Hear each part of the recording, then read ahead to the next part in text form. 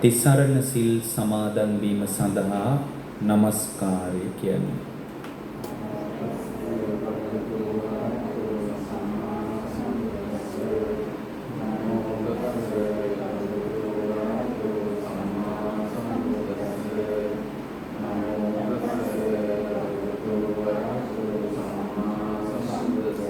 බුද්ධං සරණං ගච්ඡාමි ධම්මං සරණං ගච්ඡාමි සංඝං සරණං ගච්ඡාමි ဒုတိယံ පි බුද්ධං සරණං ගච්ඡාමි ဒုတိယံ පි ධම්මං සරණං ගච්ඡාමි ဒုတိယံ පි සංඝං සරණං ගච්ඡාමි တတိယံ පි බුද්ධං සරණං ගච්ඡාමි တတိယံ පි ධම්මං සරණං ගච්ඡාමි တတိယံ පි සංඝං සරණං ගච්ඡාමි ติสรณගමනං සම්පූර්ණං පාණාතිපාතා වේරමණී සික්ඛාපදං සමාදියාමි අදින්නාදානා වේරමණී සික්ඛාපදං සමාදියාමි කාමේසු මිච්ඡාචාරා වේරමණී සික්ඛාපදං සමාදියාමි මුසාවාදා වේරමණී සික්ඛාපදං සමාදියාමි සුරාමේරය මජ්ජපමා දට්ඨානා වේරමණී සික්ඛාපදං සමාදියාමි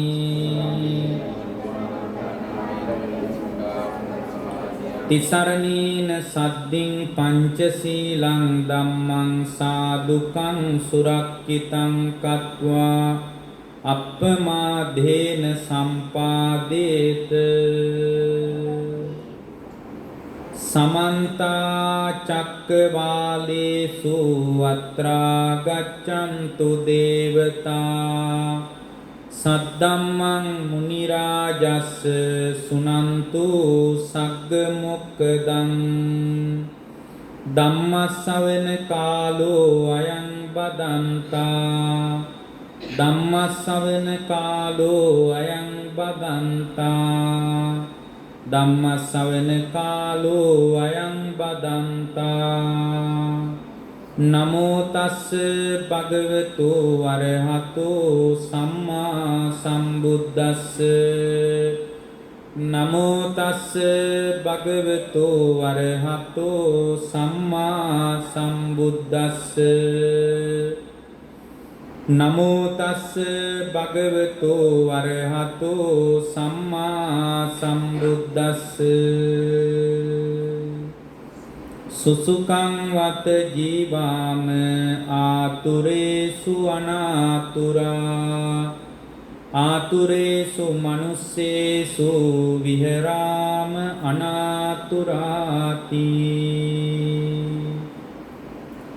ඒ අපගේ ශාස්ත්‍රූ සම්මා සම්බුදුරජාණන් වහන්සේට අප හැම දිනාගේම নমස්කාරය වේවා මේ විදිහට කියන්න සාදු සාදු බුදුරුවන වඳින්ටයි සාදු සාදු සඳහම් නමදින්ටයි සාදු සාදු සංගරුවන වඳින්ටයි සාදු සාදු තෙරුවන් නම දින්ටයි ගෞතම මුනිදුගේ සරණ ලැබෙන්ටයි සම්බුදු බණ පද මට සිහිවෙන්ටයි ලෝතුරු සංඝ ගුණ සිහි කර ගන්ටයි සම්මා සම්බුදු පිහිට ලැබෙන්ටයි සම්මා සම්බුදු පිහිට ලැබෙන්ටයි රාග ද්වේෂ මෝහ නොමැති සිතකින් යුතු වන්නේ සිල් සමාධි ගුණ නුවණැති නිවන් රසය දන්නේ තුන් ලොව වැඳුමන් ලැබුමට නිතියෙන් හිමිවන්නේ අරහං යන ගුණයෙන් යුතු බුදු හිමි නම දින්නේ සාදු සාදු මම සම්බුදු මුනිදු සරණ යන්නේ සාදු සාදු මම සම්බුදු සඳහම් නම දින්නේ සාදු සාදු මම සම්බුදු සංඝගණ නම දින්නේ සාදු සාදු සාදු පින්වත්නි දැන් ඔබ හැමදිනාම මේ මොහොතේ ඊටාම ශ්‍රද්ධාවෙන් බලාපොරොත්තු වන්නේ ධර්ම ශ්‍රවණය කරන්නටයි. මේ උතුම් පින්කමේ ප්‍රධාන අරමුණ රෝලන්ඩ් ගුණවර්ධන මැතිතුමන් මිය පරලෝ ගිහින් එතුමා වෙනුවෙන් සිදු කරන දෙවර්ෂ පූර්ණ පින්කමයි අද මේ නිවසේ සිදු වෙන්නේ. එතුමාගේ දයාබරණීය බිරිඳ වන රුක්මනී ගුණවර්ධන මැතිණියත් විශේෂයෙන්ම ප්‍රදීප් ගුණවර්ධන මැතිතුමන් ප්‍රසාද් ගුණවර්ධන මැතිතුමන් දර්ශනී ගුණවර්ධන මැතිණිය තුෂාරි ගුණවර්ධන මැතිණිය ප්‍රධාන පින්වතුන් අද මේ දේශනාවට දායකත්වයේ දරනවා. එළියෙත් පිරිසක් ඉතාම නිදහසේ මේ දේශනාවට කන් දෙනවා ඇති. ඔබ හැම දිනාටම අපි කියන්නේ මේ දේශනාව ගැන ඕනෑවට වඩා විශ්වාසයක් තියන්නත් එපා. ඇයි? හාමුදුරුවන්ටත් ධර්මයේ වර්ධිනවා. ඒ නිසා මේ දේශනා ගැන ඕනම දේශනාවක් අහද්දී බොහොම නිදහසේ අහන්න ඕනේ. ඒකට නිශ්චිත ආකෘතියක් නැහැ. බුදුරජාණන් වහන්සේ ළඟට සමහර අය බණ අහන්න ආවේ ඒ අය මේ ගෞරවයෙන් ආව නෙමෙයි. උන්වහන්සේ එක්ක මේ බණ කතා කරලා යන්න ආපු ගමනක් නෙමෙයි. සමහර අය යන ගමන් මේ ශාක්‍ය වංශයේ රජ කෙනෙක් දුර්ගේශ්වරී වලට ගිහින් අවබෝධය හදාගෙන ඇවිල්ලාලු. නිකන් ගොඩ වෙලා බලමු මොනවද ඔය එයා කියන්නේ වගේ කතාවකින් තමයි ගොඩ සමහර අය ඇවිල්ලා තියෙන්නේ. මොකද ඒ ආපු අය බුදුරජාණන් වහන්සේ ඉස්සරහ හැසිරෙන විදියෙන් ඒක තියෙනවා. අපේ කච්චේ නාම ගොත්තං සාවෙත්වා ඒකමන්තං නිසීදින්සු. සමහර අය ඇවිල්ලා තමන්ගේ නම් ගොත් කියනවලු බුදුරජාණන් වහන්සේ. මම මේ අහවලා මං අහවල් කෙනා ළඟ ඉන්නේ ස්වාමීන් වහන්සේ. අපේ પરම්පරාව මෙහෙමයි එහෙම කියනවලු. අපේ කච්චේ නාම ගොත්තං සාවෙත්වා නාම ගෝත්‍ර කියනවලු ඇවිල්ලා වාඩි වෙන්න කලින්. සමහර අය ඉන්නවලු අපේ කච්චේ තුන්හි භූතායක මන්තන් නිසිද දෘෂ්ටීන් භූතවමත් වාඩි වෙනවලු ඒක. කතාවක් නැහැ. එනවා නිකන් ඔය වාඩි වෙනවා එක පැත්තක. දැන් ওই බණ ගෙවල් වල ගියාම ඉන්නේ. ඒ කියන්නේ ඒගොල්ලෝ මේ සමහරට මේ දේශනාව කෙරේ ප්‍රසාදයෙන් ආපු අය නෙමෙයි. දැන් මෙහෙ වුණත් ඉන්න පුළුවන් මේ ගුණවර්ධන මැතිතුමන් ඇතුළු පින්නතුන්ගේ හිතවත්කමට. මේව බණක් තියනවලු. ඉතින් පොඩක් යන්කෝ ඔළුව පෙන්නලා ඉන්න වගේ අදහසින් ඉන්න පුළුවන්. කමක් නැහැ ඒකට. ඒ බුද්ධ කාලෙත් එහෙම මේ සමහර අය අපේ කච්චේ තුන්හි භූතායක මන්තන්නේ සිදු දෘෂ්ටිම් භූතව වාඩි වෙලා තියෙනවා. ඔය අතර ඉඳලා තියෙනවා අපේ කච්චේ අභිවාදෙත්වා ඔය අතර වැඳලත් වාඩි වෙලා සමහර අය. සමහර අය ඈතින්ම ඉඳලා නිකන් බලාගෙන ඉඳලා ගියේ තියෙනවා. ඒතර මිනිස්සු බුදුරජාණන් වහන්සේ ඉස්සරහත් විවිධත්වයක් තමයි තිබුණේ. අය උන්වහන්සේට පැහැදිලා ආපු අයම නෙමෙයි. අනිත් එක තමයි දැන් බුදුරජාණන් වහන්සේට අපි ගරු කරන්න ඕන බෞද්ධ නිසාත් නෙමෙයි. බෞද්ධ නිසා නෙමෙයි බුදුරජාණන් වහන්සේට ගරු කරන්න ඕන. අපි බුදුරජාණන් වහන්සේට ගරු කරන්න ඕන උන්වහන්සේ කියාපු මානව කියවීමට ගරු කරන්න ඕන. හේතුව තමයි බුදුරජාණන් වහන්සේ තමයි මානව ඉතිහාසයේ පළවෙනි වතාවට මහණෙනි දෙවියන්ටත් වඩා මිනිස්සු ශ්‍රේෂ්ඨයි කියලා කිව්වේ. ඒක විශාල මානව කියවීමක්. දැන් ಭಾರತයේම දෙවියන්ට වගකීම බාර දෙද්දී මහා ප්‍රඥයාට වගකීම බාර දෙද්දී අදට 2600කටත් එහා පැත්තේදී මහණෙනි දෙවියන්ටත් වඩා manussත්වයයි ශ්‍රේෂ්ඨ කියලා මිනිහට වගකීම දුන්න එකම කොච්චර දෙයක්ද? වගකීම Tamanගේ පැත්තට දුන්න එකම ලොකු වැඩක්. එතකොට බුදුරජාණන් වහන්සේ කිව්වා උන්වහන්සේ දේශනා කළා මහණෙනි මම කියන එකවත් ඕනෑවට වඩා විශ්වාස කරන්න එපා.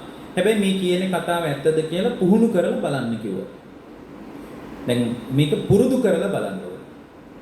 දැන් උන්වහන්සේ ළඟට ওই ජානුස්සෝනි වගේ අය ආවහම ජානුස්සෝනි එක වෙලාවක පිලෝතික කියලා යාගේ යාළුවෙක්ගෙන් අහගන්නවා ඔයා මේ කොහේ ඉඳලා දෙන්නේ කියලා. එතකොට පිලෝතික කියනවා මේ මධ්‍ය මණ්ඩලයේ ගෞතම බුදුරජාණන් වහන්සේ මේ පැත්තට පොඩ්ඩක් ගොඩ වෙලා ඇත්තටම ওই බුදුහාමුදුරුවෝ මොනවද කියන්නේ කියලා අහනවා. එතකොට අර පිලෝතික කියනවා අනී උන්වහන්සේ කියන ඒවා ගැන කියන්න මම කවුද කියනවා. ඇයි කියලා අහනවා. මේ උන්වහන්සේ ළඟට සමහර මිනිස්සු ඇවිල්ලා මේ වාද කරන්න ඇවිල්ලා සද්ද නැතුව හැරිලා යනවා. සමහර අය උන්වහන්සේ ළඟට ඉන්නේ මේ උන්වහන්සේත් එක්ක වාදයෙන්ම පරද්දන්න කියලා එහෙම අයත් උන්වහන්සේට වන්දනා කරලා කතා බහ කරලා සමහර අය පැවිදිත් වෙනවා. ඉතින් එහෙම මුනිවරයෙක් ගැන කියන්න මම කවුද? මට එහෙම එකක් ගැන කියන්න තියෙන අයිතිය මොකක්ද? එහෙම කියනකොට තමයි ජානුස්සෝනියට හිතෙන්නේ පොඩ්ඩක් ගිහින් බලන්න ඕන කෝකටත් මොනවද දන්නේ නැහැ නේ කියන්නේ. ඉතින් යා හිමීට ගොඩ වෙලා විහාරයට ගිහින් බුදුරජාණන් වහන්සේ ළඟ ඉතා ප්‍රියමනාප කතාවක යෙදෙනවා. යෙදිලා එක පැත්තකින් වාඩි වුණා. වාඩි වුණාම බුදුරජාණන් වහන්සේ විමසනවා මේ ජානුස්සෝනිය මොකද මේ පැත්තේ ආවේ කියලා.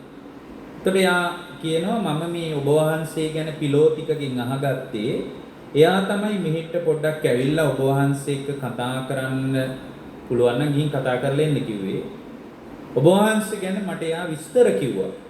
එතකොට උන්වහන්සේ කියනවා මේ ජානුස්සෝනිය ඇතෙක් හොයාගෙන යන මිනිහෙක්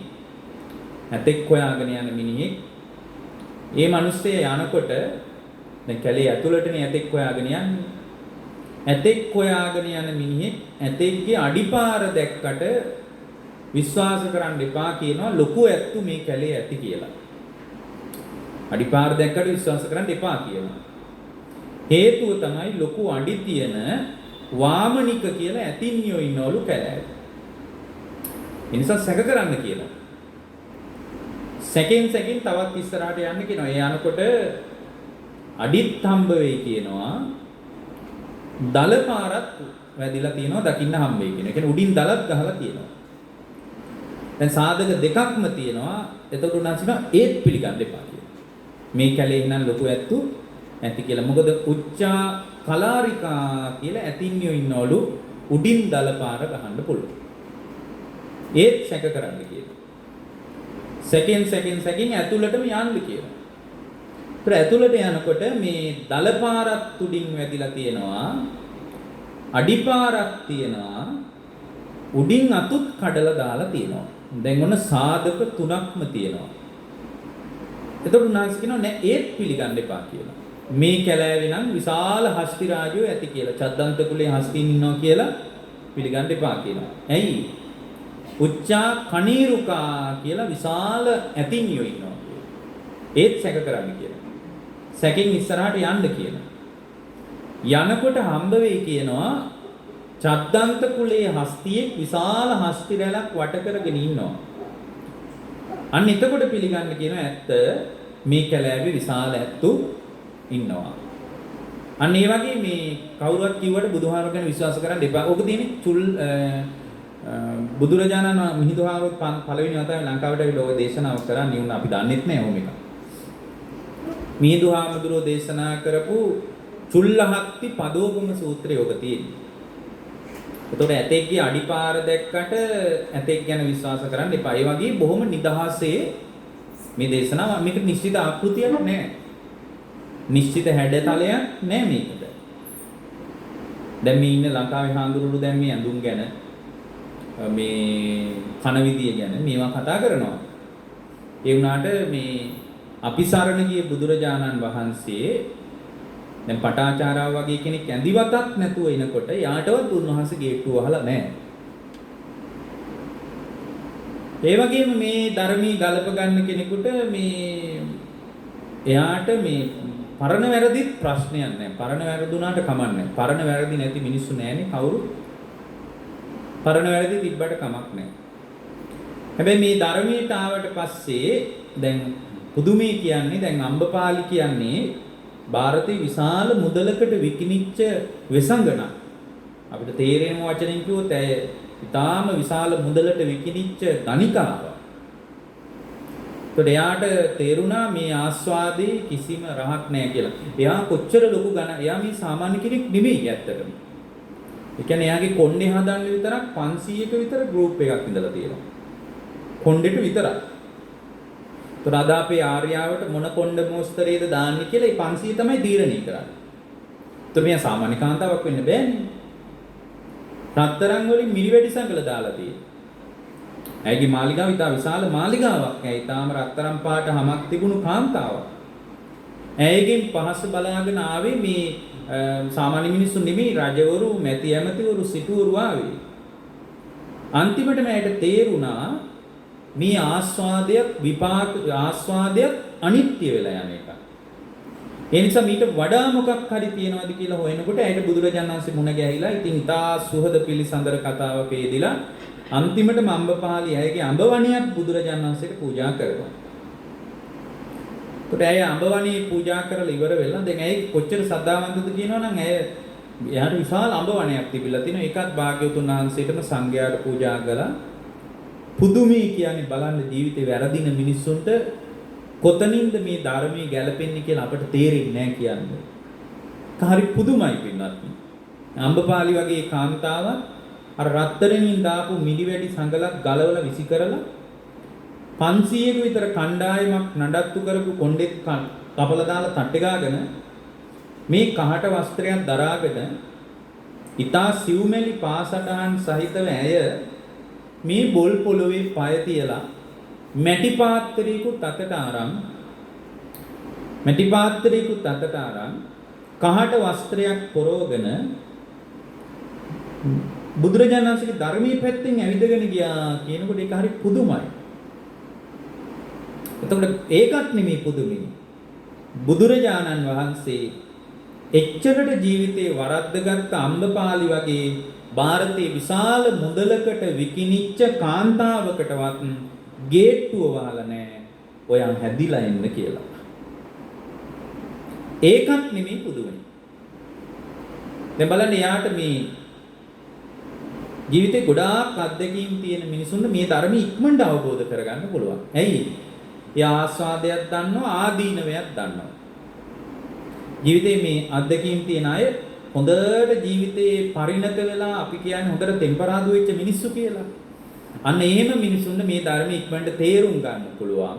හේතුව තමයි ආස්වාදයක් දන්නවා, ආස්වාදී ආදීනවයක් දන්නවා. ඒ නිසා යාට ඉක්මනට මේ ධර්මය අල්ලන්න පුළුවන්. දැන් අම්බපාලි වගේ කාන්තාවක් එදා ಭಾರತයේ මැටි පාත්‍රයකට අතට අරන් පිණ්ඩපාතේ වඩිනකොට කීයක් කතා කියන්නේ නැද්ද මිනිස්සු? කීයක් ඒවා කියන්නේ නැද්ද? කී දෙනෙක් දොර වහන්නේ? නෑ අතම කතාව දැන් අපි එහෙම හිතුවත් නේද? ඒතකොට කී දෙනෙක් දොර වහන්නේ නැද්ද? ඔයාගේ හැටි අපි දන්නවා. ඔයා මේ මැටි වළඳකුත් දැන් අතට අරන් පිණ්ඩපාතේ වැඩියට ඔයා නටපු කෙලි ටික අපි දන්නවනේ කියලා අර ගමේ කතාවේ මිනිස්සු එහෙම කියන්නේ. එතකොට ඇයගෙන් පහස බලාගෙන ආපු කොල්ලෝ කී දෙනෙක් කටේ කොනකින් hina වෙන්නේ නැද්ද යන්න ඇරලා. ඒ විතරක් නෙමෙයි ඇයගෙන් පහස බලාපොරොත්තුෙන් ආපු රජවරු මැති ඇමතිවරු බොහොම ධනවත් මිනිස්සු ඇයට යන්න ඇරලා කී වතාවක් නෝක්කාඩු කියන්නේ. ඒ ඔක්කොම දරාගෙන ඉදිරියට යන්න උදව් කළේ මේ ධර්මය. ඒ ඔක්කොම දරාගෙන ඇය මේ ධර්මයේ තුලින් තමයි ඉදිරියට ගියේ. අන්න එහෙම ධර්මයක් අපිට තියෙන්නේ. ජීවිතේ පුද්ගලයාව හංගඩු ගහන ධර්මයක් නෙමෙයි අපිට තියෙන්නේ. ඇඳුම මත කන බොන විදිය අනුව පුද්ගලයාව මනින ධර්මයක් නෙමෙයි අපිට තියෙන්නේ. ඒ කියන්නේ ජීවිතේ දැන් අපිට දැන් වෙනකොට ඉතින් ওই කෑමින් වගේ දෙයකින් නිවනට සම්බන්ධයි වගේ අදහසක් අපිට තියෙනවනේ. ඒ කියන්නේ වෙන බෞද්ධ නම් අනිවාර්යෙන් එළවලුයි බතුයි විතරක් කන්න ඕනේ. ඒතකොට එහෙම එකක් නෙමෙයි බුද්ධ ආගම කියන්නේ. දැන් බුද්ධ ආගම කියනකොටත් මිනිස්සු ටිකක් කැමති නෑ ලංකාවේ මිනිස්සු දැන් කියන්නේ. සමහර අය කැමති නෑ මේක ආගමක් කියලා කියන්නේ. මේක ආගමක් පින්නත්. මේකේ ආගමික ලක්ෂණ ඕන තරම් තියෙනවා. ආගමික තියෙනවා ආගමික ග්‍රන්ථ. ආගමික පූජකවරු ඉන්නවා. ආගමික ශාස්ත්‍රූවරයෙක් ඉන්නවා. ආගමික ස්ථාන ඔය ඔක්කොම අපිට තියෙනවා. එහෙනම් ආගමක් නෙමෙයි කියලා කාටවත් එකපාර කියන්න බෑ. සමහර අය කැමති මේක දර්ශනයක් කියලා කියන්නේ. ඒතර දර්ශනයක් කියන අයට හොයන්න පුළුවන් මේකේ තියෙන දේශපාලන දර්ශනය මොකක්ද? බුදුදහමේ තියෙන ආර්ථික දර්ශනය මොකක්ද? බුදුදහමේ පරමාණුව පිළිබඳව බුදුරජාණන් වහන්සේගේ කතාව මොකක්ද? ලෝක ධාතු සම්බන්ධව බුදුරජාණන් වහන්සේගේ කතාව මොකක්ද? මේ වගේ ලෝකය ගැන උන්වහන්සේ කියාපු දේවල් ඊට පස්සේ මේ ලෝකයේ සකස් වීම ගැන ලෝක විනාශය ගැන මේ මහා පිපුරුම් වාදය ගැන බුදුරජාණන් වහන්සේගේ මතය ඊට පස්සේ මේ ගොඩාක් කතා කරන්න පුළුවන් දාර්ශනික කෝණයෙන් හොයන මිනිහෙකුට. හැබැයි ওই ගොඩාක් දර්ශන අපින්ම තමයි හොරකම් කරේ. ථේරවාදී සම්ප්‍රදායෙන් හොරකම් කරලා ආයෙ මෙහෙට දෙනකොට ඒක අපිට හරි ලොකුයි. දැන් උදාහරණයක් විදියට දැන් මම පහුගිය කාලෙක පරිේශනයක් කරා මේ සතිපට්ඨානේ කොහොමද ප්‍රතිශක්තිකරණය වැඩි කරගන්න පාවිච්චි කරන්න තියෙන්නේ. ඒක සාමාන්‍යයෙන් පරිේශන කරනකොට ඒවා දන්නවයි කරන අය ඊට කලින් කරපු පරිේශන හොයන්න ඕනේ. පින්වත්නි සතිපට්ඨාන සූත්‍රයේ සම්බන්ධ ආතති කලමනාකරණයේ සම්බන්ධ පේටන් බලපත්‍රයේ තියෙන ඇමරිකන් ජාතිකයෙකු සූත්‍රය කාගේ සූත්‍රය අපි ඒ වුණාට මං හිතන්නේ මේ බඩාන මායිමේ ඉන්න එක මිනිස්සෙක්වත් සතිපට්ඨාන සූත්‍රය අත ගාලවත් තියෙනවා කියලා. එතකොට දැන් මේකේ පෙරදිග අපරදිග දැනුමේ ගැටුමක් තියෙනවනේ. ඒ දැනුමේ ගැටුම නිසා පෙරදිගයි අපරදිගයි ගැටෙනවා. ඒ නිසා පෙරදිග දැනුම මේ විදිහටම අරගෙන ඒගොල්ලෝ ටිකක් අලුත් කරලා අපිටම දෙනවා. දැන් උදාහරණයක් විදිහට මනෝ ව්‍යාධි වේදේ, මනෝ රෝග, මනෝ චිකිත්සාව, අධි මනෝ විද්‍යාව මේවා ගැන තේරවාදී සම්ප්‍රදායේ අපේ භාග්‍යතුන් වහන්සේ තරම් කතා කරපු වෙන කෙනෙක් නැහැ. මේ සමහර මේ මනස ගැන දන්න වෛද්‍යවරුත් එක්ක කතා කරනකොට නිකන් තේරෙන්නේ මේ ඒගොල්ලන්ගේ මම කියන්නේ ඒගොල්ලන්ට වෙන මොකක් හරි දැනුම් පරාසයක් ඇති. හැබැයි ඒගොල්ලන්ගේ මනස සම්බන්ධව කියවීම හරියට මට නම් සමහර වෙලාවට හිතෙනවා මේ පොඩි ළමෙක් දත් විදහා කරන හිනාවක් වගේ. ඇයි? මේ සමහර ඒවා ගැන මේ ඒගොල්ලෝගේ න්‍යායාත්මක දැනුම සම්බන්ධ වුණත් අපේ කියවීමට කිට්ටුවටවත් ඉන්න බෑ. දැන් උදාහරණයක් විදිහට මනෝරෝග වර්ගීකරණ සභාවෙන් මනෝරෝග වර්ගීකරණය කරන්නේ දරිමුඛ ජාතකය. ඒ පිළිවෙලටමයි දරිමුඛ ජාතකයේ තියෙන්නේ මනෝරෝග ටික. බුදුරජාණන් වහන්සේ තමයි පළවෙනි වතාවට අධිමනෝ විද්‍යාව සම්බන්ධ අදහස දැන් අපේ තරම් අධිමනෝ විද්‍යාත්මක අදහස් බටහිර ලෝකෙට අහුවෙන්නේ නැහැ. මේ ධ්‍යාන සමාපatti පවා අධිමනෝ විද්‍යාත්මක ලක්ෂණ තමයි තියෙන්නේ. වෙන මොකුත් ලොකු කතාවක් නැහැ. ලෝකේ සෞඛ්‍ය පිළිබඳ ඉතාම සරල නිර්වචනයක් තියෙනවානේ. දැන් ගැඹුරු කතා මොකුත් ඕනේ නැහැ. දැන් ඔය ඕන කෙනෙක් දන්නවා ලෝකේ ලෝක සෞඛ්‍ය සංවිධානයේ සෞඛ්‍ය පිළිබඳ නිර්වචනය. ඒ තමයි කායික සෞඛ්‍ය සහ මානසික සෞඛ්‍ය, සමාජ සෞඛ්‍ය සහ ආධ්‍යාත්මික සෞඛ්‍ය කියන එක තමයි සෞඛ්‍ය නිර්වචනයේ තියෙන්නේ. ඒ කියන්නේ සෞඛ්‍ය සම්පන්න කායික සෞඛ්‍ය තියෙන්න ඕන, මානසික සෞඛ්‍ය තියෙන්න ඕන, සමාජ සෞඛ්‍ය තියෙන්න ඕන, ආධ්‍යාත්මික සෞඛ්‍ය තියෙන්න ඕන කියලා තමයි ඒගොල්ලන්ගේ නිර්වචනයේ තියෙන්නේ. ඇත්තටම ඔය අදහස් පවා මම කියන්නේ ථේරවාදී සම්ප්‍රදායින් සමහර උණුසුම ලබන්න ඇති කියලා. දැන් ඔය ඔබ දන්න ගාතාවක් මම කියන දන්න මේකින් කියමුකෝ. දැන් ආරෝග්‍ය පරමාලාභා කියන එකේ කියන්නේ කායික සෞඛ්‍ය ගැන. දෙවෙනි පදේ මොකක්ද? ඔව් දෙවෙනි පදේ තමයි සන්තුට්ටි පරමං ධන. අන්න සතුට මානසික සෞඛ්‍ය. සතුට කියන්නේ සම්පූර්ණ මානසිකයි. තුන්වෙනියට කියනවා විශ්වාසා පරමාඥාති කියලා. ඥාති සමාජ සෞඛ්‍ය. අන්තිමටම කියනවා නිබ්බාණං පරමං සුඛං කියලා. ඒ තමයි සෞඛ්‍ය අතර කූට ප්‍රාප්තිය. නිබ්බාණං පරමං සුඛං ආධ්‍යාත්මික සෞඛ්‍ය. ඇත්තටම ඕකම තමයි ওই නිර්වචනේ තියෙන්නේ. දැන් කොහොකද පළවෙනි එක කියලා අහන්න අභියෝග කරන්න බෑ. හේතුව තමයි ථේරවාදී සම්ප්‍රදායේ පෞරාණිකම ත්‍රිපිටකයේත් ඕක තමයි තියෙන්නේ. ඇත්තටම පින්වත්නි මේ අපේ පෙරදිග දැනුම් සම්භාරය අපට මේ බුදුදහම වටේ ජීවනචර්යාව ගොඩනගා ගන්න මිනිස්සෙකුට හරි උදව්වක් තියෙනවා. නමුත් අවාසනාවකට ඒ ධර්මී මතු කරගන්න කුසලතාවයක් අපි හැමෝටම ඇත්තේ නැහැ. ඇත්තටම මේ ධර්මී අපිට කොච්චර වටිනවද කියනවා නම් දැන් මේ ධර්මයේ පිහිට හරියට හදාගන්න බැරි වුණොත් අපිට මේ ජීවිතේ ළඟදී අතහැරෙනවා. ඒකට අතහැරෙනකොට මේ ඔක්කොමත් එක්ක තමයි අපිට අතහැරෙන්නේ. මේ ඉඩකඩම්, ගෙවල් දොරවල් අනිත් එක මෙහි පින්වත්නි අවුරුදු 70කට වඩා ඉන්නත් බෑ. 70ත් බයිට විද විද්‍යාව කොච්චර දියුණු වුණත් මෙහි 70කට වඩා ඉන්න බෑ. 75කට මෙහා පැත්තේ ඇස් පියා ගන්නව වෙනවා. අවුරුදු 50ක් මේ වෙනකොට පහු වෙලා නම් ඒ වගේ මිනිස්සෙක් අවුරුදු 80ක විතර ආයු අපේක්ෂාවක් ඉන්නත් පුළුවන්. හැබැයි දවසින් දවස ඔබේ ආයුෂ සැඩපහරක් ගසාගෙන යනවා වගේ ගෙවිගෙන යනවා.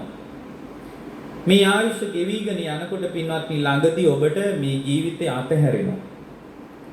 උඩේ අතහැරුණාට පස්සේ ඊළඟට ඔබේ ජීවිතේ කොහොම විවෘත වේද කියලා අපිට හිතන්න බෑ. ඒ කියන්නේ දැන් අපි පිළිගන්නවා ඉපදෙමින් මැරෙමින් යන සංසාරයක් තියෙනවා කියලා. ඒකට මේ සංසාර ගමනේ මේ සියලු දැන් මේක සම්පූර්ණ මායාවක් කියලා අපිට හොඳටම තේරෙනවා. ඒ තමයි පින්වත්නි දැන් මේ හදාගත්ත සියලු සම්බන්ධතා ටික මරණයත් එක්ක ඉවර වෙනකොට එතනින් පස්සේ භවයෙන් වැහුණාම ආයි මතක නැහැ. ඒ කියන්නේ මහාචාර්යවරයෙක් වුණත් මැරිලා ඒ කියන්නේ මේක කොච්චර මේ සංසාරයේ අවදානම්ද කියනවා නම් මහාචාර්යවරයෙක් පවා ආය පෙරපාසල් යවන සංසාරයක් මේක. දැන් හිතන්න මහාචාර්යවරයෙක් කිව්වා කියලා. එක්කෝ හිතන්න හොඳ විශේෂඥ වෛද්‍යවරයෙක් ඉන්නවා කියලා. ඒතකොට එහෙම වෛද්‍යවරයෙක් වෙන්න ඔහු කොච්චර ඉගෙන ගන්න ඕද? විශාල දැනුමක් ඔහුට තියෙන්න ඕද? එතකොට එයා හොඳට පාසල් යන්න ඕද? ඊට පස්සේ එයා උසස් පෙළ ලියන්න ඕද? ඊට පස්සේ විශ්වවිද්‍යාල ප්‍රවේශය ගන්න ඕද? ඊට පස්සේ වෛද්‍ය උපාධිය සම්පූර්ණ කරන්න ඕද? දැන් ඒත් ඉතින් සංසිඳෙන්නේ නැහැ නේ. ඊට පස්සේ එතනින් එහාට තවත් ඔය වෙන රටවල් වලට ගිහින් ඒ උදවිය පශ්චාත් උපාධිත් කරගන්න ඕනේ. ඔය වෙනකොට අවුරුදු 50කට විතර කිට්ටුයි. සමහරට 50ක් පහු වෙනවා. ඊට පස්සේ එයා මේකට ඇවිල්ලා දැන් හොඳට සාමාන්‍ය විදියට වැඩ ටික කරගෙන ඉනවා. කොච්චරක් ඉන්න වෙන්නේ? 70යි. 70කට වඩා ඉන්න බෑ. වෛද්‍යවරයෙක් නෙමෙයි ඊට වඩා ලොකු එක්කෙනෙකුටවත් ඉන්න බෑ. මොකද මේ පෘථුවියේ ඉන්න පුළුවන් උපරිම ආයු අපේක්ෂාව අවුරුදු 100යි. ඒකත් කඩා වැටිගෙන යනවා දැන්. මේ ඥාන විද්‍යාඥයෝ ඥානමය සාධක හොයනවලු. අනේ අපිට නම් එහෙම එකක් තේරෙන්නේ නැහැ මේ ආයුෂ වැඩි වෙනවා කියලා. මම දැක්ක පහුගිය කාලේ එක ආටිකල් එකක තියෙනවා මේ ඔය ඇමරිකාවේ මිනිස්සු ලියලා තියෙන්නේ යා කියනවා මේ අවුරුදු මේ පෘථුවිය අවුරුදු 160ක් වුණා ජීවත් වෙන්න වර්තමාන මානව වර්ගයට අයිතියක් තියෙනවා කියලා. අපිට නම් එක අවුරුද්දක්වත් වැඩි වුණා කියලා එහෙම හිතෙන්නේ නැහැ. අපිට නම් පේන්නේ අඩු වුණා කියලා. ඔය සමහර බෙහෙත් වර්ගයේම සමහර සතුන්ට නම් සාර්ථක වුණාලු මිනිසුන්ට නම් අපිට සාර්ථක වෙච්ච බවක් පේන්නේ නැහැ. දවසින් දවස අපේ ආයුෂ කඩා වැටෙනවා. දැන් ওই විදිහට වෛද්‍යවරයෙක් එයා ඊටාම හොඳ සමාජයට විශාල වැඩක් කරන කෙනෙක් නේ. දැන් ඔන්න එයා මැරෙනවා. දැන් මැරුණාට පස්සේ මේ පාංශකූල දෙයි මේ දාන කරයි මේ බණ කියවයි මේ වගේ තිගෙච්චරයි. දැන් එයා ආයේ මනුස්ස ලෝකෙටම ආවා කියලා හිතන්නේ. දැන් එයා කොහොම හරි නැවත විපාක පිණිස කර්ම සකස් වුණා මනුස්ස ලෝකෙටම එන්න. ඊට අනුව ජාතිය පහළ වෙනවා. දැන් මෙහෙට ආවා කියලා දැන් මෙහෙ යා. එයාට පුළුවන් ද කියන්නේ මට බෑම් පෙර පාසල් යන්න බෑ මම ඒ කාලේ මහාචාර්යවරයෙක් මට එතනින් එහාට යන්න ඕන කියලා කියන්න පුළුවන්. කියන්න බෑ පින්වත්. මම වෛද්‍යවරයෙක් මම කොහොමද ආයේ පෙර පාසල් යන්නේ කියලා කියන්න බෑ. ඒ කියන්නේ භවයෙන් වැහුණා ඔක්කොම හමාරයි. මෙච්චර කලුත් එහෙමයි දැන් සමහර අය කියනවා මේ දරුවෝ අතහැර ගන්න බෑ.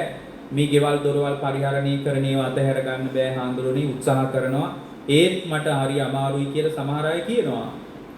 පින්වත්නි මරුණාට පස්සේ ඔක්කොම ඉවරයි. දැන් සමහර විට ආයු පන්නට පස්සේ අන්තර් සම්බන්ධතා මොකක්වත් මතක නැහැ. දැන් ඔබට මේ අන්තර් සම්බන්ධතා සංසාරේ තිබ්බේ නැද්ද? තිබිලා තියෙනවා. මතක නැහැ. දැන් ඔබට කවදා හරි රාත්‍රියක හිතිලා තියෙනවද? ගියාත්මේ අපේ අම්මා කොහෙද දන්නේ? අනේ මගේ දරුවෝ ටික හොඳට සනීපෙන් ඒ කාලේ උන් ටික ඉන්නවද දන්නේ? මගේ ඉඩකඩම් ටික ඒ කාලේ හොඳට තියෙනවද දන්නේ මට මේවා මතක් වෙනකොට වාවන්නේ කියලා හිතිලා තියෙනවද කවදාවත්? හිතෙන්නේ නැහැ. ඇයි? භවයෙන් වැහුණාම කොහොම හමාරයි. මේ ජීවිතේටත් ওই ටික තමයි වෙන්නේ. මේ ජීවිතයත් ළඟදී අපි හැමෝටම අතහැරී පින්වත්. ඒ අතහැරෙන්න මහා බරපතල සාධක ඕන. මඳුරුවෙකුට පුළුවන්. ලොකු සාධක ඕනේ නැහැ. මඳුරුවෙකුට පුළුවන්. එහෙම ජීවිතයක් මේ නඩත්තු කරන්නේ. ඒ නිසා තමයි අපි කියන්නේ ජීවිතේ තදින් එක පැත්තකින් ධර්මී තියාගන්න. ඇයි ධර්මී තියාගන්න කියලා කියන්නේ? මේ ජීවිතේ කොයි වෙලේ අතහැරෙයිද දන්නේ නැහැ. මේ ගෙවෙන්නේ අන්තිම රාත්‍රියද දන්නේ නැහැ. ඒ කියන්නේ මේ ගෙවෙන්නේ අන්තිම රාත්‍රිය වෙන්න පුළුවන්. මම දැකලා තියෙනවා මිනිස්සු කෑ ගහලා මැරෙනවා. ඒකට ජීවිතේ මොන විදියට මේ කර්මී පෙරලිලා විපාක හදයිද කියලා අපිට තේරෙන්නේ නැහැ. එක දෙයක් තේරෙනවා. වේගයෙන් මේ ජීවිතේ කඩා වැටෙනවා කියලා. ඒ කඩා වැටෙන ජීවිතය ඇස්සේ මේ අපේ තියෙන මානකාරකමට මේ ධර්මීකවත් අපිට පිටක් නැහැ. ඉතින් මරුණන් පස්සේ සමහර අය හිතාගෙන ඉන්නවා මේ පාන්සකුල දුන්නාම සුගතිය යනවා කියලා. පාන්සකුල දුන්නාම සුගතිය යන්නේ නැහැ පින්වත්. පාන්සකුල දීලා කවුරුත් සුගතිය යන්නේ. හේතුව තමයි පාන්සකුලේ කියන්නේ ඒ රටවල් වලට අදාළ ඉතා වැදගත් ආචාර ධර්ම ටිකක් විතරයි. පාංශකූලේ කියන්නේ ඉතා වැදගත් ආචාර ධර්ම ටිකක් විතරයි. රටවල් වල හදාගත්තේ. දැන් ටිබෙටේ වගේ රටවල් වල කෙනෙක් මලහම කෑලි වලට මිනිහ කපලා කඳු කරේට අරන් ගිහින් වීසි කරලා දානවා. ඒතකොට ගිජුලි හිමියෝ වගේ සත්තු ඇවිල්ලා මිනිහ කාලා යනවා. ඒක ඒගොල්ලන්ගේ ක්‍රමය. බුද්ධ කාලේ පාංශකූල තිබෙත් නැහැ. ඔය බුදුරජාණන් සමය නම් පළවෙනියෙන් යන්නේ විසාකාවගේ ගෙදරින් මලගමක් වුණාම උන්වහන්සේ තමයි පළවෙනියෙන් යන්නේ. ඒතකොට එක දවසක් ඔකට හරි ලස්සන සිද්ධියක් තියෙනවා. විසාකාව දවසක් මේ ඒ කාලේ ක්‍රමයක් තිබිලා තියෙනවා. ගෙදර කෙනෙක් මලාම කොණ්ඩේ තෙමා ගන්නවලු ගෙදර අය. කාන්තා. දවසක් විසාකා කොණ්ඩේ තෙමාගෙන විහාරයට ඇවිල්ලා තියෙනවා. ආවහම බුදුරජාණන් වහන්සේ අහනවා විසාකා කවුරු හරි මලාද ගෙදර කියලා. ඒ කියන්නේ උන්වහන්සේ දන්නෙත් නෑ මැරුණා කියලා. එහෙමනම් පාංශකූල තිබිලා නැහැ. දැන් පාංශකූලේ දැන් මේ ලංකාවේ කතාව යනවනේ මේ වලේ දානවද පුච්චනවද කියලා. පින්වත්නි ඕක වාහනයකට අව කරලා චප්ප කරලා දැම්මත් කමක් නැහැ. ඇයි? තමන්ගේ ආධ්‍යාත්මික ගමන තීරණය වෙන්නේ යාගේ ජීවන ප්‍රතිපදාව අනුව මිසක් වලසනවද පුච්චනවද කියන සාධකයේ මත නෙමෙයි. ඒක ඉතා ප්‍රාථමික සාධකයක්. එතකොට මේ දැන් කෙනෙකුට වැරදි අදහසක් යන්න පුළුවන් මරුණාට පස්සේ කරන දේවල් විමුක්තියට ඍජුව සම්බන්ධයි කියලා. කිසිම සම්බන්ධයක් නැහැ. ඇයි මරණයත් එක්කම අතරක් නැතුව විපාක පිණිස කර්ම සකස් වෙලා ඊට අනුව ජාතිය පහළ වෙලා ඉවරයි. ඒක කියන්නේ භවපච්චය ජාති කියලා. මම මේ වගේ ගැඹුරු දාර්ශනික කතාවක් මේ බණට කියන්න උත්සාහ කරන්නේ නැහැ. ඒකට ජාතියට අනුව ජරා මරණ ශෝක පරිදේව දුක් දුම්නස් ඔක්කොම තීරණය වෙනවා. පින්වත්නි මතක තියාගන්න මේ එදිනෙදා ගතවන ජීවිතය ඇස්සේ ධර්මීක රැකවරණයක් නැති වුණොත් ජීවිතේ හරිය අසරණයි. මට එහෙම හම්බෙලා තියෙනවා අසරණ වෙච්ච අය. ජීවිතේ ඉල්ලන කෑ ගහන මිනිස්සු මම දැකලා තියෙනවා. ඒතර මේ ජීවිතේ කෙනෙක් කියන්න පුළුවන් දැන් හොඳයි අපි මොකද්ද දැන් කරන්න ඕන කියලා. මොකුත් කරන්න නැහැ.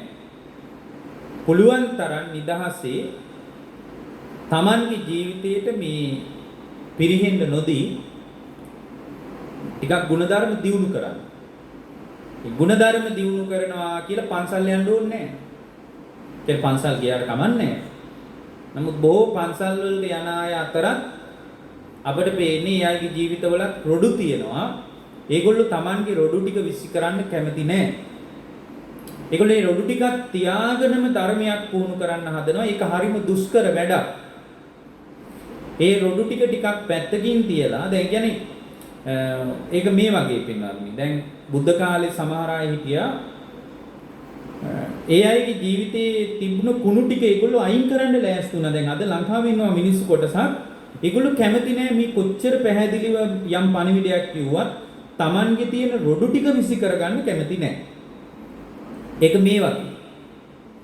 දැන් අපි දන්නම උදාහරණයක් කියමු. දැන් කිසාගෞතමී වගේ කෙනෙක් බුදුරජාණන් වහන්සේ ළඟට ආවහම උන්වහන්සේ ඉදිරියේ කියනවා මේ ස්වාමීනි මේ දරුවා කිරි බොන්නේ නැහැ. දැන් මේ දරුවට මම ස්වාමීනි කිරි දෙනවා මේ පොඩි එකා කිරි බොන්නේ නැහෙනි. ඔබ වහන්සේට පුළුවනිද මේ දරුවා හොඳ කරන්න? තරුණාංශ කියනවා පුළුවන් කියලා. මම හොඳ කරන්නම් කියලා. එතකොට එයා කියනවා හොඳයි ඔබ වහන්සේ මේ දරුවා හොඳ කරනවට මම මොනවද කරන්න ඕන කියලා. එතකොට උන්වහන්සේ කියන එහෙනම් ගිහින් මේ නොමල ගේකින් අබ ටිකක් අරන් එන්න කියලා. ඒක ඉතා ප්‍රසිද්ධ කතාවක්. එතකොට ඇය ගයක් ගානේ ඇවිදගෙන යනවා. ඇවිදගෙන යනකොට එයාට මේ අබ හම්බුණාට නොමල ගයක් හම්බුන්නේ නැහැ. හවස් වෙනකොට එයා එක දෙයක් තේරුම් ගත්තා. ඒ එකම දේ තමයි මරණය හැමෝටම අතවනලා. එච්චර. මරණය හැමෝටම අතවනා ඇති බව විතරක් එයා තේරුම් ගත්තා. එයා බුදුරජාණන් වහන්සේ ළඟට ඇවිල්ලා කියනවා ඔබ වහන්සේ හරි. ඔබ වහන්සේ කියන කතාවත් හරි. මම මේ දරුවා විසි කරන්නම්. විසි කළාම මට කරන්න ඕන දේ ඔබ වහන්සේ කියන්නේ. අන්න බලන්න එයාගේ කුණු ටික අයින් කරන්න ලෑස්ති වුණා. අද ඉන්නවා මිනිස්සු Tamanගේ කුණු ටික විසි කරන්න ලෑස්ති නැහැ. Tamanගේ තියෙන රොඩු ටික විසි කරන්න යා ලෑස්ති නැහැ. පින්වත්නි මේ ධර්මයේ කොච්චර විවෘත වුණත් වැඩක් නැහැ. ඒ ධර්මයේ Tamanගේ ජීවිතයට ගැලපෙන්නේ නැත්තම් හාමුදුරුවෝ නෙමෙයි බුදුහාමුදුරුවෝ ඇවිල්ලා බණ කිව්වත් වැඩක් නැහැ. මේ ධර්මයේ භාවිතා කරන පිරිසක් බිහි වෙන තාක්කල් ධර්මයේ ප්‍රතිඵල නැහැ.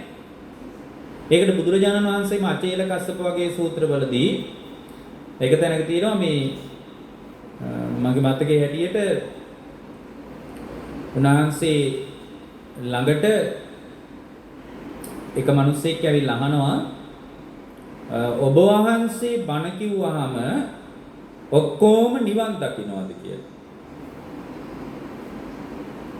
ඔබ වහන්සේ බණ කිව්වහම ඔක්කොම නිවන් දකින්නවද කියලා අහනවා. ඒතර බුදුරජාණන් වහන්සේ වදාරනවා නෑ ඔක්කොම නිවන් දකින්නේ නෑ.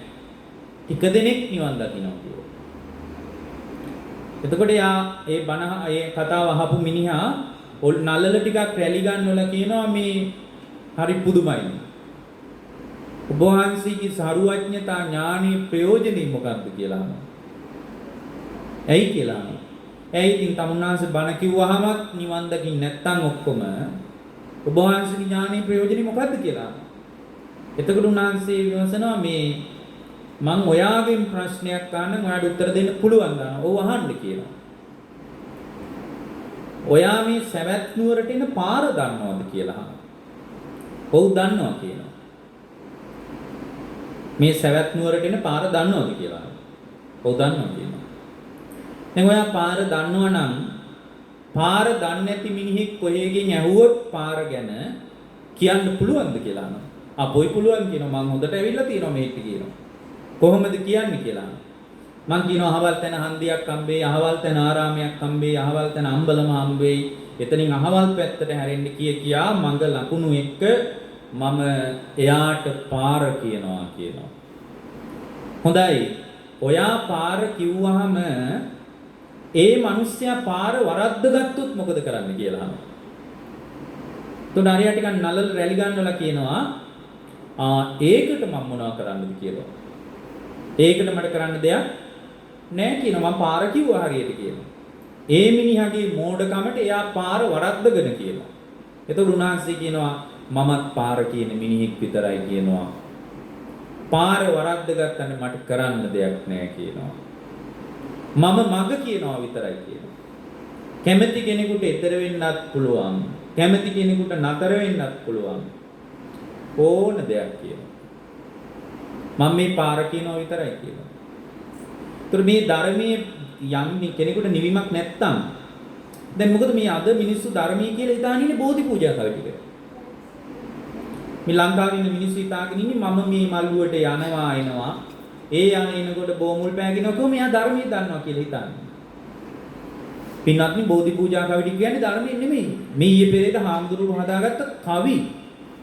ඒ කවි ඇහුවා කියලා කවුරුත් නිවෙන්නේ නැහැ. ඒ කවි ටික ඊටාම ශ්‍රද්ධාවන්ත කෙනෙකුට පොඩ්ඩක් හරි හිත හදාගන්න උදව් ඒකත් කමන්නේ නැහැ. ඒ කවි වලත් පොඩි චිකිත්සාමය අගයක් නැහැ කියලා අපි කියන්නේ. ඒ වගේ මොනවා හරි තියෙන්න පුළුවන්. හේතුව තමයි මේ දැන් මට මේ ළඟදී මිනිස්සෙක් ඇහුවා රේඩියෝ වැඩසටහනකදී ඔය බටහිර ටිකක් භෞතිකවාදයට බර මිනිහෙක් පොල් ගහන එක ඔබ වහන්සේලා අනුමත කරනවාද කියලා. මම කිව්වා අපෝ හොඳ වැඩක් කියලා. පොල් ගහන එක හරියම හොඳ වැඩක්. ඒ මිනිස්සු වැඩි වැඩියෙන් පොල් ගහන්න ඕනේ කියලා මම කිව්වා. එතකොට මේ මිනිස්සයා මට කියනවා මේ දැන් බලන්න මේ හාමුදුරුවෝ කොච්චර මිත්‍යාවෙද ඉන්නේ. දැන් මේක තමයි බුද්ධ ආගම කියලා. එයා දැන් මාව ලොකු විවේචනයක් කරා. ඇත්තටම පින්වත්නි මේ මොකක් හරි ඍණාත්මක චිත්තාවේගයක් ඇති වුනහම කාටවත් පීයෙන් අනින් නැතුව පොල් ගෙඩියක් ගන්න ඕකේ මොකක්වත් නැහැ ওই පොල් ගෙහිල්ලේ. මොකක් හරි චිත්තාවේගයක් ආවහම පොල් ගෙඩියක් ගහලා හරි Tamanගේ චිත්තාවේගය පිට කරගන්න එක කොච්චර හොඳයිද? කාටවත් පීයෙන් අනින් නැතුව කාටවත් හානියක් කරන්නේ නැතුව කාටවත් පීඩාවක් හදන්න නැතුව පොල් ගෙඩියක් ගහලා පොල් ගෙඩිය හරහා හරි Tamanගේ චිත්තාවේගය පිට කරනවා නම් ඒක හොඳ වැඩක්. ඒක හරි හොඳ අවස්ථාවක්. ඒවා අපි ඕනෑමට වඩා විවේචනය කරන්න නරකයි. බෝධි පූජා වුණත් එහෙමයි. බුද්ධ පූජා වුණත් එහෙමයි. ඒවා ඊටාම හොඳ දේවල්. ඒවා හොඳයි කියලා කියන්නේ ඒ වෙලාවට මිනිසුන්ට හිත හදාගන්න එක උදව් වෙනවා. හැබැයි ඒකෙන් කියවෙන්නේ නැහැ බුදුහාමුදුරුවන්ගේ ප්‍රධාන වැඩේ බෝධි පූජා කවියස්සේ හැංගිලා තියෙනවා කියලා. එහෙම එකක් නැහැ. හැබැයි මේ ලංකාවේ හොඳට ධර්මයේ දන්න හාමුදුරුවෝ ඒ දාතා ටික පවා හැදුවේ බුදුහාරුන්ගේ නෙමෙයි. මේ පූජයෙන් බුද්ධං කුසුමෙන් දෙන බුදුහාරුන්ගේ නෙමෙයි. ලංකාවේ ධර්මදර විනයදර ස්වාමීන් වහන්සේලා මේ ගාථා හැදුවා. ඒ ගාථා ASCII හැංගිලා තිබ්බා නිවන සම්බන්ධ රහස. ඒ ගාථා ASCII තිබුණා. ලංකාවේ මිනිස්සු ගාථා කිව්වට අර්ථය දැනගෙන කිව්වේ නෑ. ඒකයි යවුල උනේ. ඒ කියන්නේ මේ හඳුන් කූරු පත්තු කරලා රහත් වෙන්න පුළුවන්. හඳුන් කූර මම උදාහරණයක් මට මේ හැම පූජාවකම ඔහොම එකක් කියන්න පුළුවන්. දැන් හඳුන් කූර දිහා හොඳට බලන්න. හඳුන් කූරේ කළු පාට කොටසක් තියෙනවා. අන්තිමටම නිකන් පොඩි කූරු කෑල්ලක් තියෙනවා. ඊට පස්සේ ඕක මිනිහෙක් පත්තු කරගත්තාම අර කළු පාට කොටස් පිච්චීගෙන ගිහින් පිච්චෙන්න මොකක්වත් නැතුව පොඩි කූරු කෑල්ලක් ඉතිරි වෙනවා. එතකොට සුවඳකුත් පිහිදලා යනවා. ඔකනේ හඳුන් කූරේ වෙන්නේ. ඇත්තටම පින්වත්නි ජීවිතේ කළු කොටස් ප්‍රඥාවෙන් දැල්ව ගත්තාම මම මේ කියන්නේ කල්පනා කරන්න. ප්‍රඥාවෙන් දැල්ව ගත්තාම ජීවිතේ කළු කොටස් පිච්චිලා ගිහින් පිච්චීගෙන ගිහින් දැවෙන්න මොකක්වත් නැතුව අන්තිම ශරීරයක් විතරක් දරාගෙන ඉන්න රහතන් වහන්සේ නමක් හඳුන් කූරෙනුත් දකින්න පුළුවන්. ජීවිතේ කළු කොටස් දැවෙනකොට සීලය නැමැති සුගන්ධයක් විහිදුවාගෙන ඒක ප්‍රඥාවෙන් දල්වාගෙන දැවෙන්න මොකුත් නැතුව හෘද සාක්ෂිය ඊටාම පිරිසිදු වෙච්ච රහතන් වහන්සේ නමක් හඳුන් කූරෙන් දකින්න පුළුවන් දවසට හඳුන් කූර දිහා බලාගෙනත් ධර්මය අවබෝධ වෙන අය පහළ වෙයි කවදා හරි. ඒ නිසා පින්වත්නි මේ ධර්මය හැම තැනකින්ම නිවන ස්පර්ශ කරන්න පුළුවන්. මේ හැම අවස්ථාවකම විමුක්තියේ පණිවිඩය තියෙනවා. පින්වත්නි අපිට බුදුරජාණන් වහන්සේ පෙන්වා දුන්න අවබෝධය දැන් අපි ඔන්න දැන් මේ ටිකේ අපි නිවනට බර ටිකක් කතා කරමු. දැන් මේ කතාව නිවනට බරයි. ඒ කොච්චර නිවනට බරයිද කියනවා නම් මේක සම්පූර්ණයෙන් අවබෝධ කරාම යා ආය උපදින්න නැති විදියටම නිවිලා යනවා. පින්වත්නි මේ ජීවිතය තුළ මේ නිවන සම්බන්ධ පණිවිඩය අපට ග්‍රහණය කරගන්න පුළුවන්. දැන් සමහර අය හිතාගෙන ඉන්නවා නිවන් දකින්න ත්‍රිපිටකයේම පාඩම් කරන්න ඕනේ කියලා. එහෙම එකක් නැහැ. ඒ පළවෙනි ධම්මචක්කප්පවත්තන සූත්‍රයයි දෙවෙනි දේශනාවයි දෙක කරද්දී රහතන් වහන්සේලා 5 නමක් බිහි වුණානේ. එහෙමනම් අපිට තේරෙනවා ත්‍රිපිටකයම ඕනේ නැහැ. ඒ කියන්නේ දේශනා දෙකකින් රහතන් වහන්සේලා 5 නමක් බිහි වුණා. ඇත්තටම මේ අවබෝධය හදාගන්න තියෙන්නේ මේ පංචස්කන්ධ ලෝකේ අවබෝධ කිරීම. මොන ලෝකේද? පංචස්කන්ධය. ඒ කියන්නේ මේ සම්පූර්ණම දුක කියන එක අකුලලා කිව්වොත් ඒ පංචස්කන්ධෙමයි. ඒකට ධර්මයේ කියනවා සංකිට්ඨේන පංච උපාදානස්කන්ධ දුක්ඛා කියලා. මහණෙනි සංක්ෂිප්තව පංච උපාදානස්කන්ධය තමයි දුක. මේක තමයි දුක. මේ දුක තමයි අවබෝධ කරගන්න. මේ දුක අවබෝධ කරන්න පන්සල් වල ගිහින් පොත් කියවලා එහෙම එකක් කරන්න බෑ. ඒ පොත් වලිනුත් උදව්වක් හම්බ වෙයි. ඒ කියන්නේ මේ දුක පින්වත්නි අවබෝධ කරන කෙනෙකුට සම්පූර්ණ පංචස්කන්ධ ලෝකය තමයි අවබෝධ කරන්න තියෙන්නේ. ඒක හොඳටම තේරෙනවා. දැන් අපි මේ පංචස්කන්ධ ඒ කියන්නේ රූප වේදනා සංඥා සංකාර විඥාන කියන පංචස්කන්ධ ලෝකයක් හැම වෙලාවම හටගෙන නිරුද්ධ වෙවි යනවා. ඒ හටගෙන නිරුද්ධ වෙනවා කියන එක අපිට ප්‍රකට නැහැ. අපි හිතන්නේ මේක එක දිගටම පවතිනවා කියලා. පින්වත්නි මේක එක දිගට පවතින්නේ නැහැ. හට ගන්නවා නිරුද්ධ වෙනවා. හට ගන්නවා නිරුද්ධ වෙනවා. ඒ හට ගන්නවා නිරුද්ධ වෙනවා කියන ස්වභාවය මගේ තියෙන අවිද්‍යාව නිසා එකට පවතිනවා කියලා මං හිතනවා. ඒක තමයි වෙලා තියෙන්නේ. දැන් මේ බණ අහන වෙලාවෙත් ඇත්තටම ගැඹුරින් බලනකොට මේ බණ අහපු මිනිහෙකුත් නැහැ. බණ කියපු හාමුදුරුවෝ කෙනෙකුත් නැහැ. වෙලා තින්නේ මම තුලම පංචස්කන්ධ ධර්මයක් හටගෙන නිරුද්ධ වෙලා ගියේ. ඒක නිකුවට තේරෙන්නේ නැහැ. ඔන්න ඕක තමයි බුදුරජාණන් වහන්සේගේ පණිවිඩය. මේක හොඳටම අවබෝධ කළාට පස්සේ මේ පංචස්කන්ධ ධර්ම ටිකක් හටගෙන නිරුද්ධ වෙනවා කියලා දැනගත්තාට පස්සේ ඒක තණ්හාවෙන් තෙත් වෙන්නේ නැහැ. තණ්හාවෙන් තෙත් වෙන්නේ නැහැ කියලා කියන්නේ නැවත පුනර්භවයක් හදන භව තණ්හාව මෝරන්නේ නැහැ. එයා මැරුණාට පස්සේ ආයෙ උපදින්නේ නැහැ. ඕක තමයි රහස. කියන්නේ මේක මේ හැම වෙලාවකම හැම අත්දැකීමක් තුළම අපිට හිතෙනවා දැන් උදාහරණයක් විදිහට ගත්තොත් දැන් මම මේ කියන එක ඔබට ඇහෙනවා. මේ ඉස්සරහා ඉන්න අයට මාව පේනවා. පින්වත්නි මේ පංචස්කන්ධ ධර්ම ඇස කන නාසය දිවකය මනස කියන ආයතන හය හරහා තමයි මෝරන්නේ. ඒ කියන්නේ මේ ආයතන වලම තමයි තණ්හාව නිෂ්පාදනය කරන්නේ. ඒකනේ ආයතන කියන්නේ. ඇස කියන්නේ ආයතනය. කන කියන්නේ ආයතනය. නාසය කියන්නේ දැන් මේ කතාව හොඳට මහගන්න. සාමාන්‍ය මේ වගේ කතාවක් ආයෙ ඇහෙන්නෙත් නැති වෙයි. ඇස කන නාසය දිවකය මනස කියන්නේ මේවට කියන්නේ ආයතන කියලා. ආයතන වල මොනවා හරි නිෂ්පාදනය කරනවනේ. රෙදි හදන ආයතන තියෙනවා. ඊට පස්සේ කෑම හදන ආයතන තියෙනවා. මේ ගෙවල් වලට අයිති බඩු මුට්ටු හදන ආයතන තියෙනවා. කියන්නේ ආයතන වල මොනවා හරි නිෂ්පාදනය කරනවා. ඇසට ආයතනයක් කිව්වේ මෙන්න මේ ඇසේ තමයි තණ්හාව නිෂ්පාදනය කරන්නේ. ඒකට තණ්හාව එළියේ හැදෙන එකක් නෙවෙයි. ඇසේ තමයි තණ්හාව නිෂ්පාදනය කෙරෙන්නේ.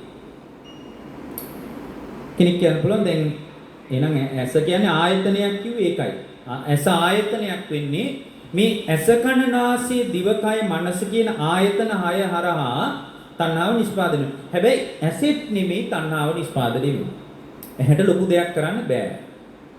ඇහැ නිකන් කණ්ණාඩියක් වගේ ඔහේ තියෙනවා එච්චරයි. ඇහැට රූපයක් හම්බුනාම රූපයට තමයි තණ්හා කරන්න කියලා අපිට හිතෙන. ඇත්තටම රූපයටත් නෙමෙයි තණ්හාව ඇති වෙන්නේ. ඇහැටත් මේක හොඳට තේරුම් ගන්න. ඇහැටත් නෙමෙයි තණ්හාව ඇති වෙන්නේ රූපයටත් නෙමෙයි.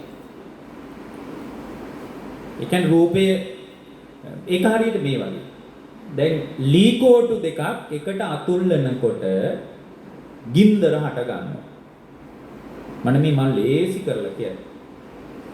ගින්දර හටගත් එක ලීයේද පින්වත් නිතිපුඩි. ලී ඇතුලේ තිබ්බ එකක්. නෑ ලීයේ පළල බැලුවාම ගින්දර තියෙන්න එපා එහෙම. ලීයේ නෙමෙයි. එහෙමනම් පින්වත්නි එළියෙන් ආපු එකක්.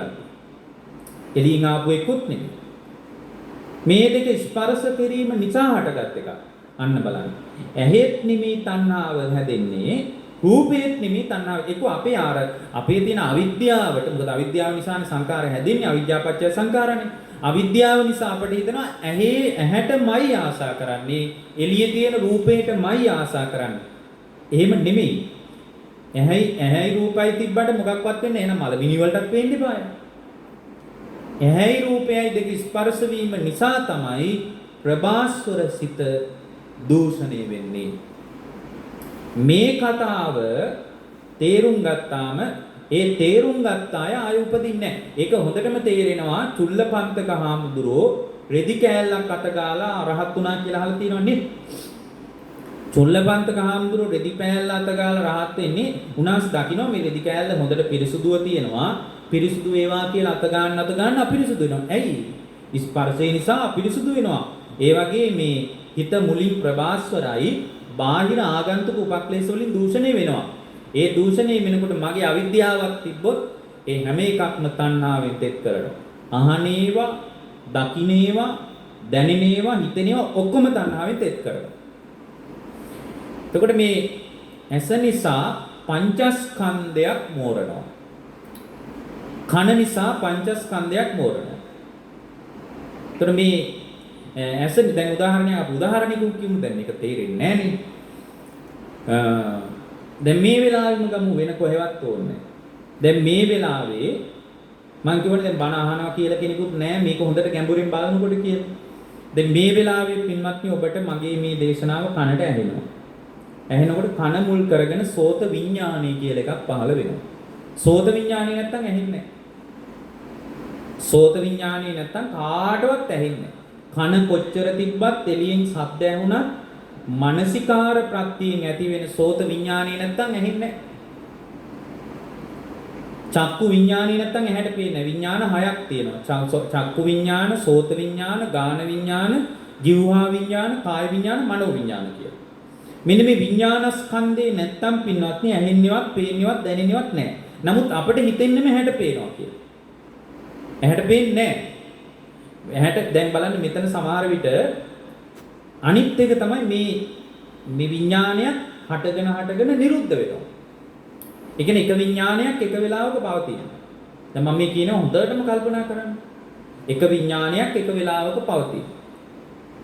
එහෙනම් විඥාන හයක් තියෙනවද? දැන් මම කියන චක්කු විඥාන, සෝත විඥාන කී මම කියනවනේ එකක්. ඒ කියන්නේ විඥාන හයක් ඔබ තුල තියෙනවද? නෑ නෑ. එක විඥානයක් තියෙනවා. විඥානයේ ආකාර හයක් තියෙනවා. දර නිසා ගින්න ඇති වුණාම ඒකට නිකන් දර ගින්න කියනවා වගේ. මේ චක්කු විඥානයේ තියෙන වෙලාවට සෝත විඥානේ නැහැ. සෝත විඥානයේ තියෙන වෙලාවට ගාන විඥානේ නැහැ. කියන්නේ එක වෙලාවක එක විඥානයක් පවතින. ඒ කියන්නේ චක්කු විඥානේ නැත්තම් ඔබට ඇහෙන්නේ, පේන්නේ නැහැ. සෝත විඥානේ නැත්තම් ඇහෙන්නේ නැහැ. දැන් ඔන්න තව ප්‍රශ්නයක්. ඇයි? ඔබ වහන්සේම කියනවා එක වෙලාවක එක විඥානයලු තියෙන්නේ. දැන් ඔබ වහන්සේ අපිට පේනවා මේ වෙලාවේ. ඔබ වහන්සේ කියන එකත් ඇහෙනවා. පින්වත්නි, චක්කු විඥානයේ තිබේද එතන සෝත විඥානයේ නෑ. හැබැයි ඒ හට ගැනීම නිරුද්ධ වීම අපිට පේන්නේ ඒ වේගේ වැඩිකමට අපිට එක විදියටම එක පෙළට ඇහෙනවා කියලා හිතෙන්නේ. හටගෙන නිරුද්ධ වෙනවා. චක්කු විඥානේ හට ගන්නවා නිරුද්ධ වෙනවා. එතකොට ආයි සෝත විඥානේ හට ගන්නවා. ඕක හරිම ලස්සනයි. පරිගණකයක දක්ක කියවන්නෙත් ඔය විදිහට. සමහරට කම්පියුටර් එක දාලා තියෙනකොට සින්දුවකුත් අහනවා. තව මොනවා හරි ෆයිල් එකක් වැඩ කෙරෙනවා. අපිට හිතෙන්නේ ඔක්කොම එකවර කෙරෙනවා කියලා. නමුත් පරිගණකය ගැන දන්න අය දන්නවා එක වෙලාවක එක දත්තයයි කියවන්නේ. මේක තමයි දැන් බලන්න අදට 2600 කට එහා පැත්තේ අපගේ බුදුරජාණන් වහන්සේ ඔය කතාව කිව්වේ. චක්කු විඥානේ දිනකොට දැන් එක දිගට වෙනවා වගේ පේන්නේ වේගයේ වැඩිකමට. දැන් මේ පෑන් එකක් වේගෙන් කැරගෙනකොට අපිට හිතෙන්නේ රවුමක් කියලා. ඇයි ඒ රවුමක් කියලා පේන්නේ? කැරගෙන වේගෙ වැඩිකමට. නතර වුණාම පේනවා රවුමක් නැහැ. පෙති තුනයි තියෙන්නේ කියලා. මේ වගේ ඇති වෙනවා නැති වෙනවා. එහෙනම් හටගෙන නිරුද්ධ වෙන එකක් විඥානස්කන්ධය කියන්නේ. මෙන්න මේක හොඳටම ලියාගත්තොත් එතකොට තේරෙනවා මේ හැම වෙලාවකම පංචස්කන්ධ ධර්ම ටිකක් හට ගන්නවා නිරුද්ධ වෙනවා. මගෙත් තියෙන අවිද්‍යාවට හටගෙන නිරුද්ධ වෙන දෙයකටයි මම තණ්හාව ඇති කරගෙන තියෙන්නේ. දැන් මේ බණ ඇහෙන වෙලාවෙත් ওই ටික වෙන්නේ. දැන් ඔන්න ඔබට කනෙන් මේ බණ ඇහෙනවා. ඔන්න චක්කු විඥානේ, සෝත විඥානේ පහළ වෙනවා. විඥානස්කන්ධයක් පහළ වෙනවා. ඊට අනුව මේ බණ ඔබ අඳුන ගන්නවා. අඳුන ගන්නකොට සංඥා ස්කන්ධයකුත් පහළ වෙනවා. සංඥාව කියන්නේ මොකටද? අඳුන ගන්න එකට. මොනවද අඳුනගන්නේ? රූප සංඥා, ශබ්ද සංඥා, ගන්ධ සංඥා, රස සංඥා මේ විදිහට සංඥා තියෙනවා. ඒවා අඳුන ගන්න. දැන් කන නිසා පහළ වෙන සංඥාවලට කියනවා ශබ්ද සංඥා. දැන් මම මේ කියන එක ඔබ ශබ්ද සංඥා වශයෙන් අඳුන ගන්නවා. මේ හඳුරු කියන්නේ මේ කතා ටික නේ කියලා අඳුන ගන්නවා. ඒ අඳුනා ගන්නකොට සංඥා ස්කන්ධයකුත් පහළ වෙනවා. කොහෙද පහළ වෙන්නේ? කොහෙද පින්නක් පහළ වෙන්නේ? මම ළඟද? නෑ ඔබ ළඟමයි පහළ වෙන්නේ. මේ බණාස්සේ නෙමෙයි. ඒ සංඥා ස්කන්ධයට අනුව පින්වත්නි ඔබට මේ වේදනා ස්කන්ධයකුත් පහළ වෙනවා. ඒක මේ බණ හොඳයි වගේ නම් පොඩි මනාපකමක් එක්ක සැප වේදනාවකුත්, මේ බණ හොඳ නෑ වගේ නම් අයියෝ මේක ඉවර වෙන්නෙත් නෑ, තව වෙලා කියනවත් දන්නේ නෑ කියලා ටිකක් අමනාප බවක් එක්ක හිතේ දුක් වේදනාවකුත් හට ගන්නවා. ওই වේදනා දෙකත් හට ගන්නවා. ඒ කියන්නේ මේ වෙලාවේ මේ නම් මේ බණ ඇහෙන වෙලාවෙම වේදනා ස්කන්ධයකුත් හට ගන්නවා නිරුද්ධ වෙනවා. ඒ වේදනා ස්කන්ධයට අනුව සිතුවිලි ටිකකුත් හට ගන්නවා. ඒවට ධර්මයේ කියනවා සංකාර කියලා. සිතුවිලි ටිකක් පහළ වෙනවා. ඒකට කියන්නේ ශබ්ද සංචේතනා කියලා. කොහෙද සිතුවිලි ටික පහළ වුනේ? ඒ ටිකත් මම තුලමයි පහළ වුනේ. ඊට අනුව රූපස්කන්ධයක් වෙනස් වෙනවා. රූපස්කන්ධ. ඒ කියන්නේ අර නාම ධර්ම ඇසුරෙන් රූපේ වෙනස් වෙනවා. ඒ කියන්නේ උදාහරණයක් විදිහට මේක තව ටිකක් මම විස්තර කරන්නම්. දැන් විඥානස්කන්ධයක් පහළ වුණා. ඊට අනුව මේ බණ අඳුනගත්තා. සංඥාස්කන්ධයකුත් පහළ වුණා. ඊට අනුව සැප වේදනාවක් උපන්න. වේදනාස්කන්ධයකුත් පහළ වුණා. දුක් වේදනාවක් නම් ඒත් වේදනාස්කන්ධයක්මයි. ඊට අනුව සිතුවිලි ටිකක් පහළ වුණා. සංකාරස්කන්ධයකුත් පහළ වුණා. ඊට අනුව රූපස්කන්ධයක් වෙනස් වුණා. කා තුලද වෙනස් වුණා? තමන් තුල බලාන යද්දී මේ එළිය ඇති බණක් නැහැ. තමන් තුලම පංචස්කන්ධ ධර්ම ටිකක් හට ගන්නවා නිරුද්ධ වෙනවා. අපේ තියෙන අවිද්‍යාවට හිතෙන්නේ එළිය බණ කියනවාමයි. ඒ බණමයි විඳින්නේ කියලා. දැන් උදාහරණයක් විදිහට කෙනෙක් දැක්කහම රාගයක් ඇති වෙන්න පුළුවන්. එතකොට අපිට හිතෙන්නේ එයාගේ ළඟමයි රාගය තියෙන එක. එයාගේ ළඟ නම් බලන හැමෝටම රාගය උපදින්න එපාය. හැමෝටම රාගය ඇති වෙන්නේ නැහැ. ඒතර බලනකොට ඔන්නේ චක්කු විඥානේ පාළ වෙනවා. එතකොට යා රූපය අඳුන ගන්නවා. අඳුනා ගැනීමට අනුව සංඥා ස්කන්ධයකුත් පහළ වෙනවා. අඳුනනවා කියන්නේ සංඥාවනේ. රූප සංඥා. රූපය අඳුනගත්තා. අඳුනා ගැනීමට අනුව සැප වේදනාවකුත් උපදිනවා. හරි හැඩයි කියලා. ඔන්න වේදනා ස්කන්ධයකුත් පහළ වෙනවා.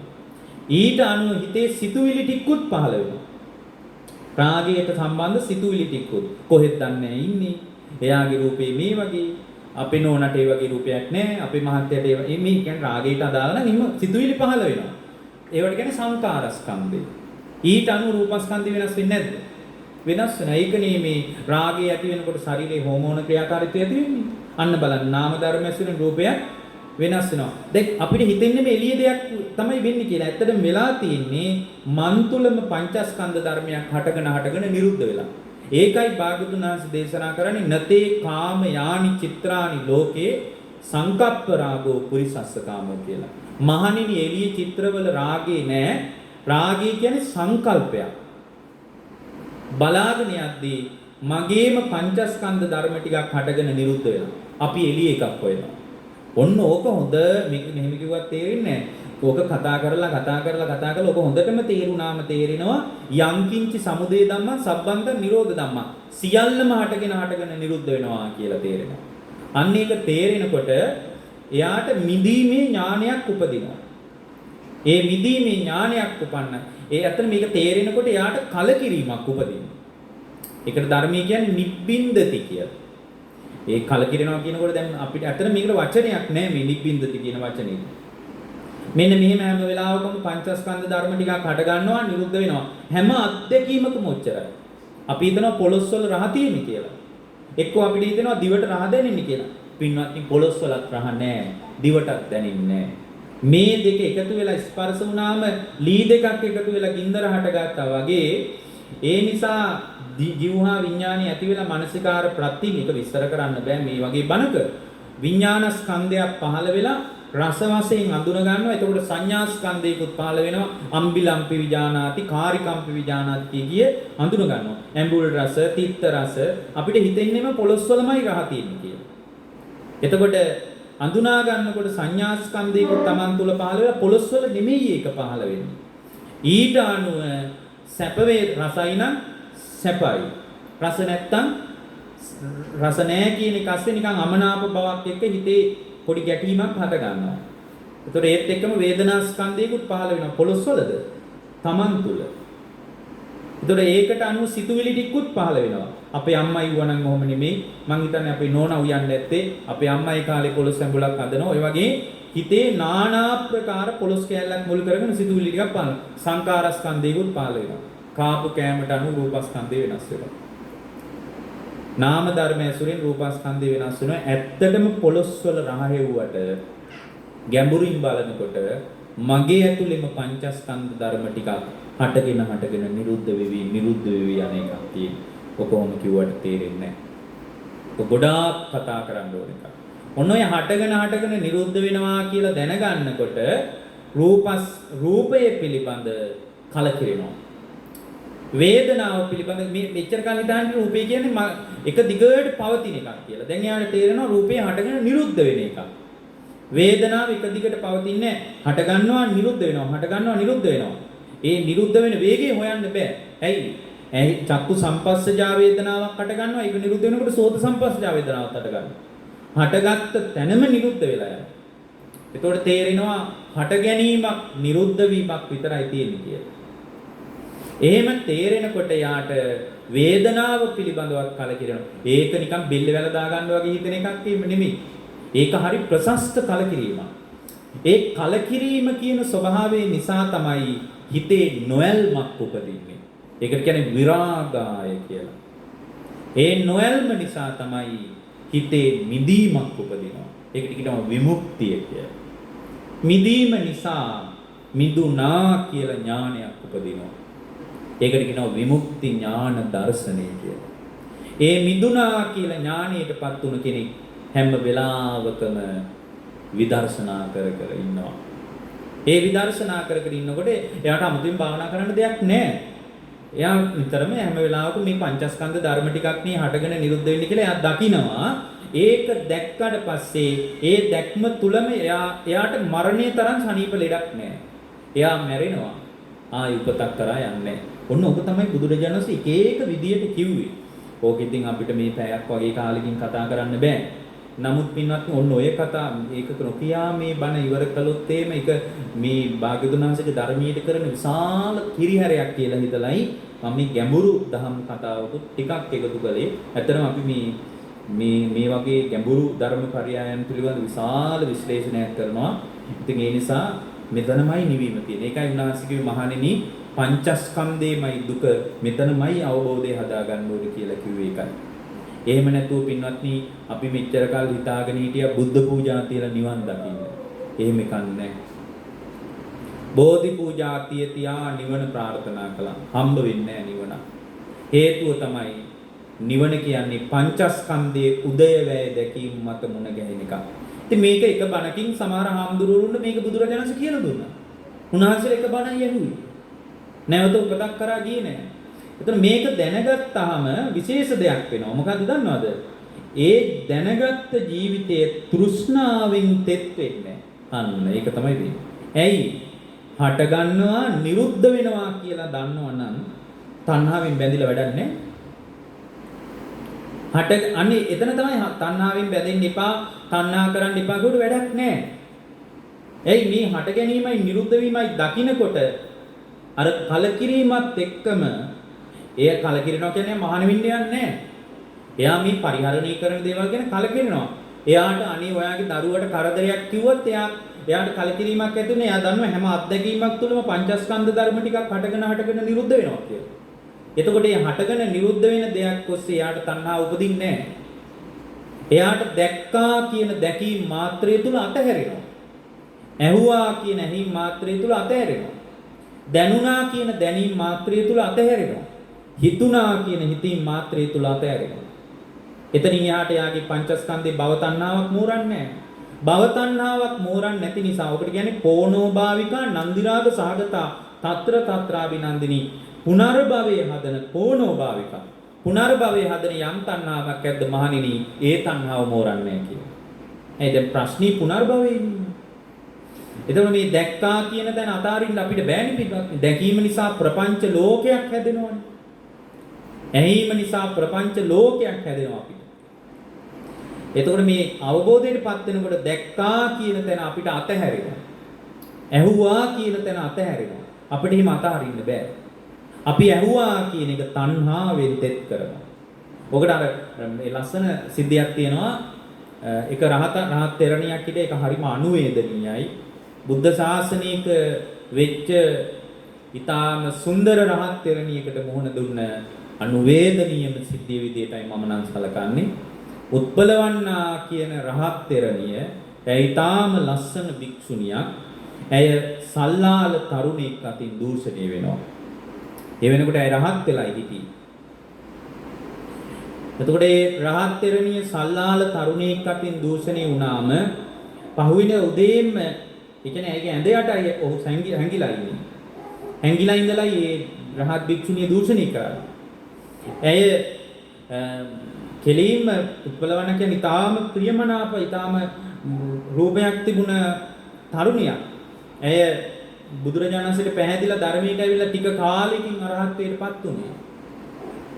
ඇය කෙලින්ම බුදුරජාණන් වහන්සේ ළඟට ගිහින් කියනවා ස්වාමීනි ඊයේ රාත්‍රියේ එක්තරා සල්ලාල තරුණේ මගේ සයනේ වට නිදාගෙන ඉඳලා ඊයේ රාත්‍රියේ අලුයම් කාලේ මේ සල්ලාල තරුණයා මාව දූෂණය කළා කියලා.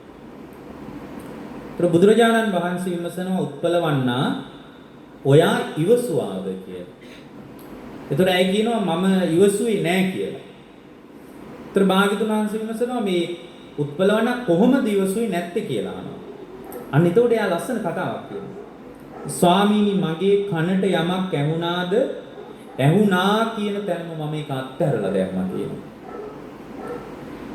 මගේ ඇහැට යමක් දැක්කාද ඒ දැක්කා කියන තැනම මම අතහැරලා දැම්මා කියනවා. මගේ ශරීරයට යමක් දැනුණාද? දැනුණා කියන තැනම මම අතහැරියා කියනවා. මගේ හිතට යමක් හිතුණාද? හිතුණා කියන තැනම අතහැරලා දැම්මා කියනවා. ස්වාමීනි මම ඒ අහපු දේ දැනුණු දේ තෘෂ්ණාවෙන් තෙත් කළේ නෑ කියනවා.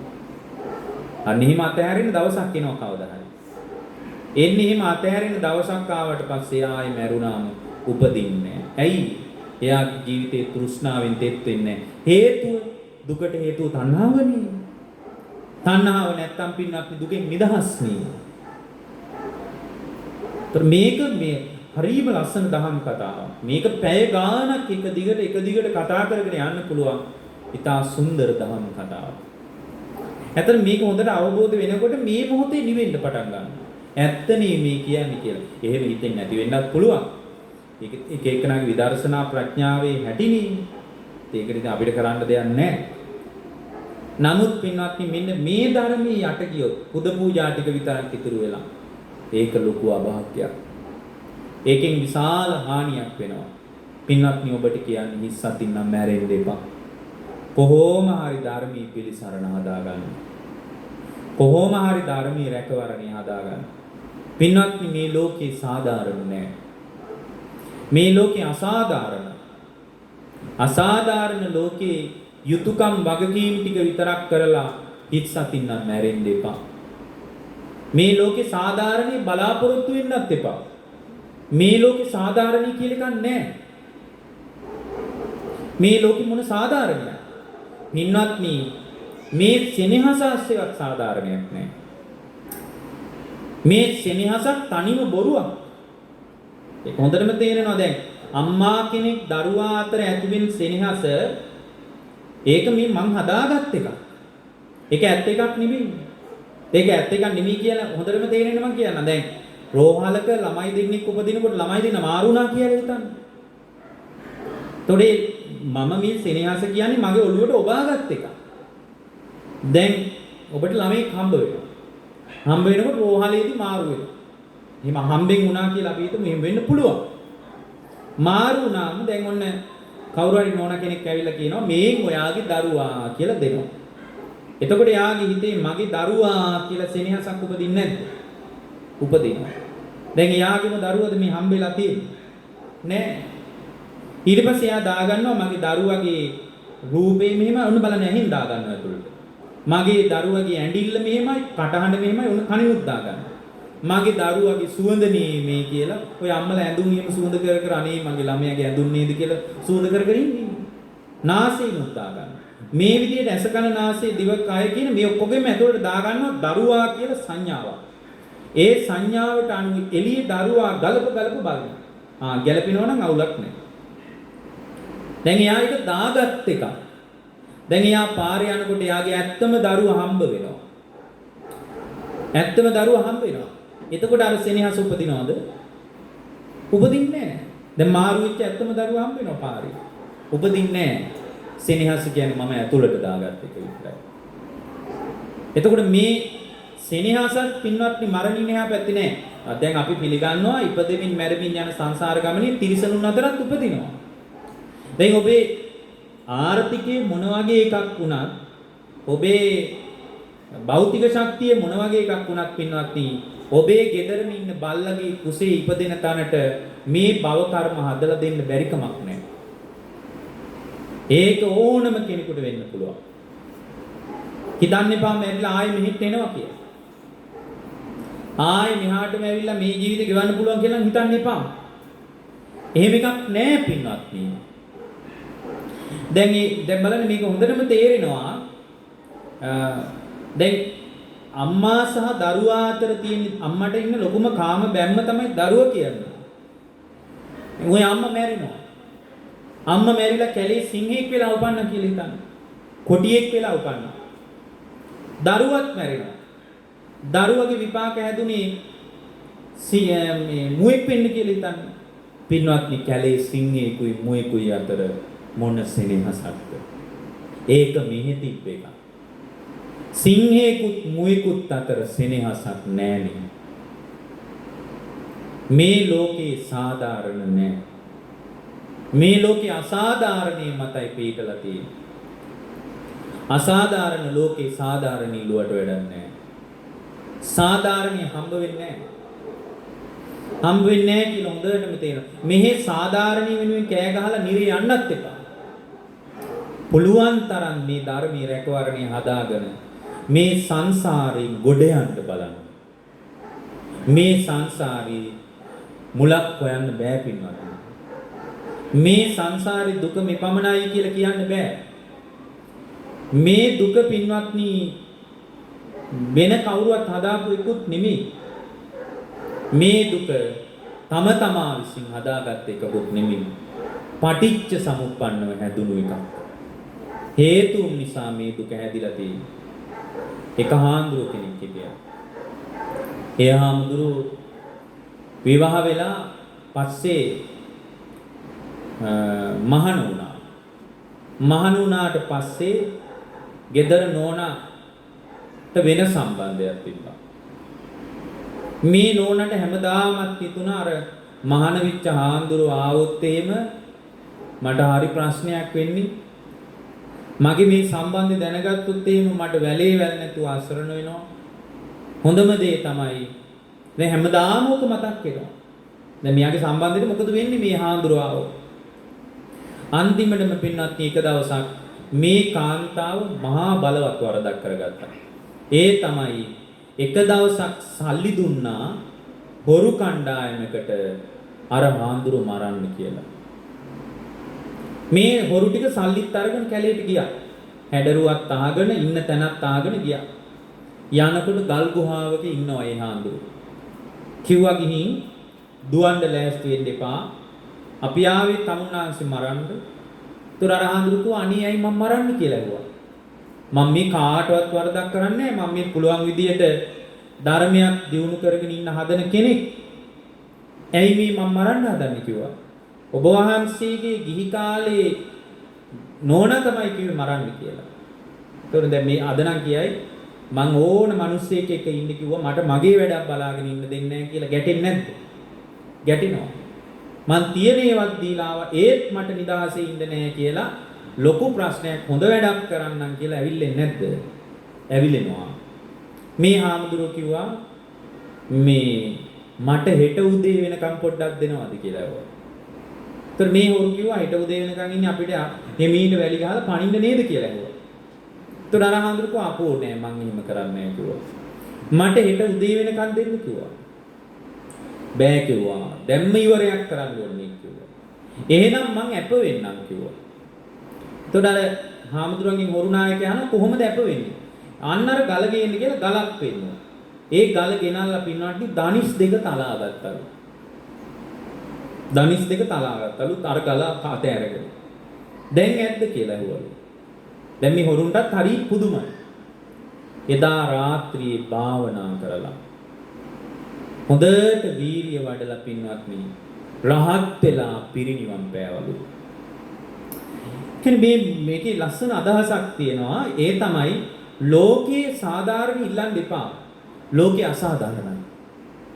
අසාධාරණ ලෝකේ අමාරුවෙන් ධර්මී පුහුණු කරගන්න.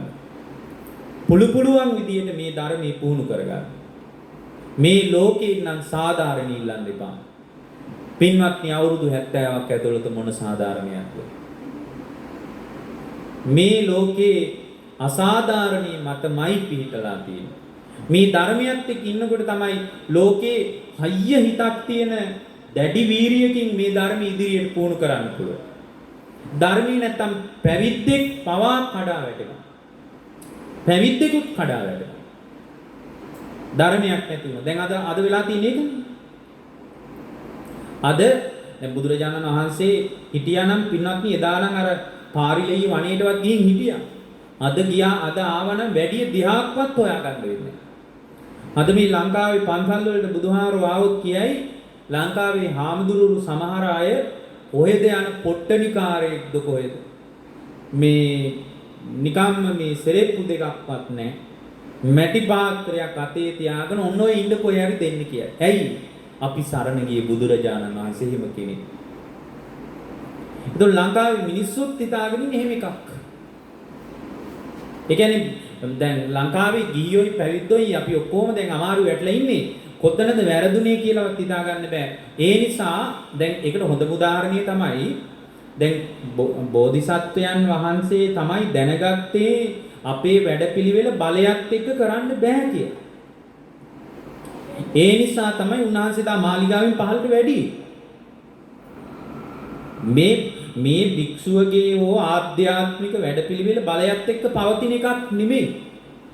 බලයත් එක්ක පවතිනවා නම් උන්වහන්සේ තමයි පළවෙනියෙන් බලයෙන් මේ වැඩේ කරගන්නේ. මොකද උන්වහන්සේ යුව රජ කෙනෙක්. දවස් 7කින් සක්විති රජ වෙනවා කියලාත් අප වුණාද? බලයත් එක්ක නිවීමක් නැහැ. ඒ නිසා තමයි හඳ පායා ඇති ඇසල සඳ යාමේ බලය අතහැරි. අපි හිතනවා බලයෙන් මේක කරගන්න පුළුවන් කියලා. භික්ෂුව බලයෙන් මේක කරගන්න පුළුවන් කියද්දී ඒ භික්ෂුව වෙනුවෙන් කතිර ගහන මෝඩ බෞද්ධයෝ ඉන්න රටක්. ඒ භික්ෂුවට බලය දෙන්න දැන් අපගේ බුදුරජාණන් වහන්සේ බලයත් අතහැරලා දුර්ගේශ්වරී වලට පලා ගිහින්. එහෙම ගිහින් උන්වහන්සේ මේ බලයෙන් කරන්න බැරි විදිහේ විමුක්තියක් හොයාගත්තා. අද මිනිස්සු භික්ෂුවට බලය තල්ලු කරන්න හදනවනේ. එතකොට මිනිස්සුම ඊට පස්සේ ගරහා යනවා. මිනිස්සුම තමයි ඡන්දෙ දුන්නේ. එතකොට අද අපිට ලොකුවට වැරදුනා. මේක මේ හාමුදුරුවන්ට කියන කතාවක් නෙමෙයි. මේක මම ගැන කරන මම සම්බන්ධව විවේචනයක්. ඔබ ගැන කරන ඔබ සම්බන්ධ විවේචනයක්. ඒ නිසා ලංකාවේ භාග්‍යවතුන් වහන්සේගේ පිළිසරණ බොහෝ දෙනෙකුට යට ගියා. බොහෝ දෙනෙකුට යට ගියා. පින්වත්නි, හයියති හිතක් තියාන මේ ලෝකේ මොනවා කරත් එක අතකින් ධර්මය අල්ලගන්න. කොහොම හරි අල්ලගන්න. මග හරින්න එපා.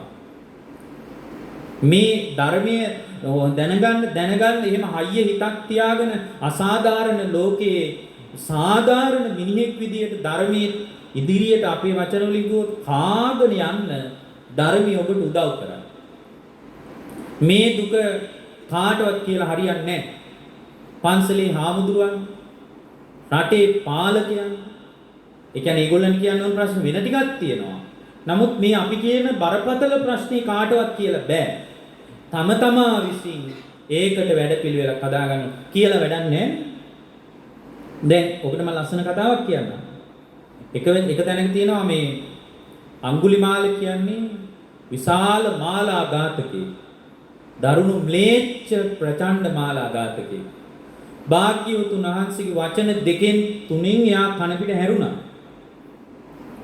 වචන දෙක තුනකින් එයා ධර්මයේ පැත්තට නැමුණා.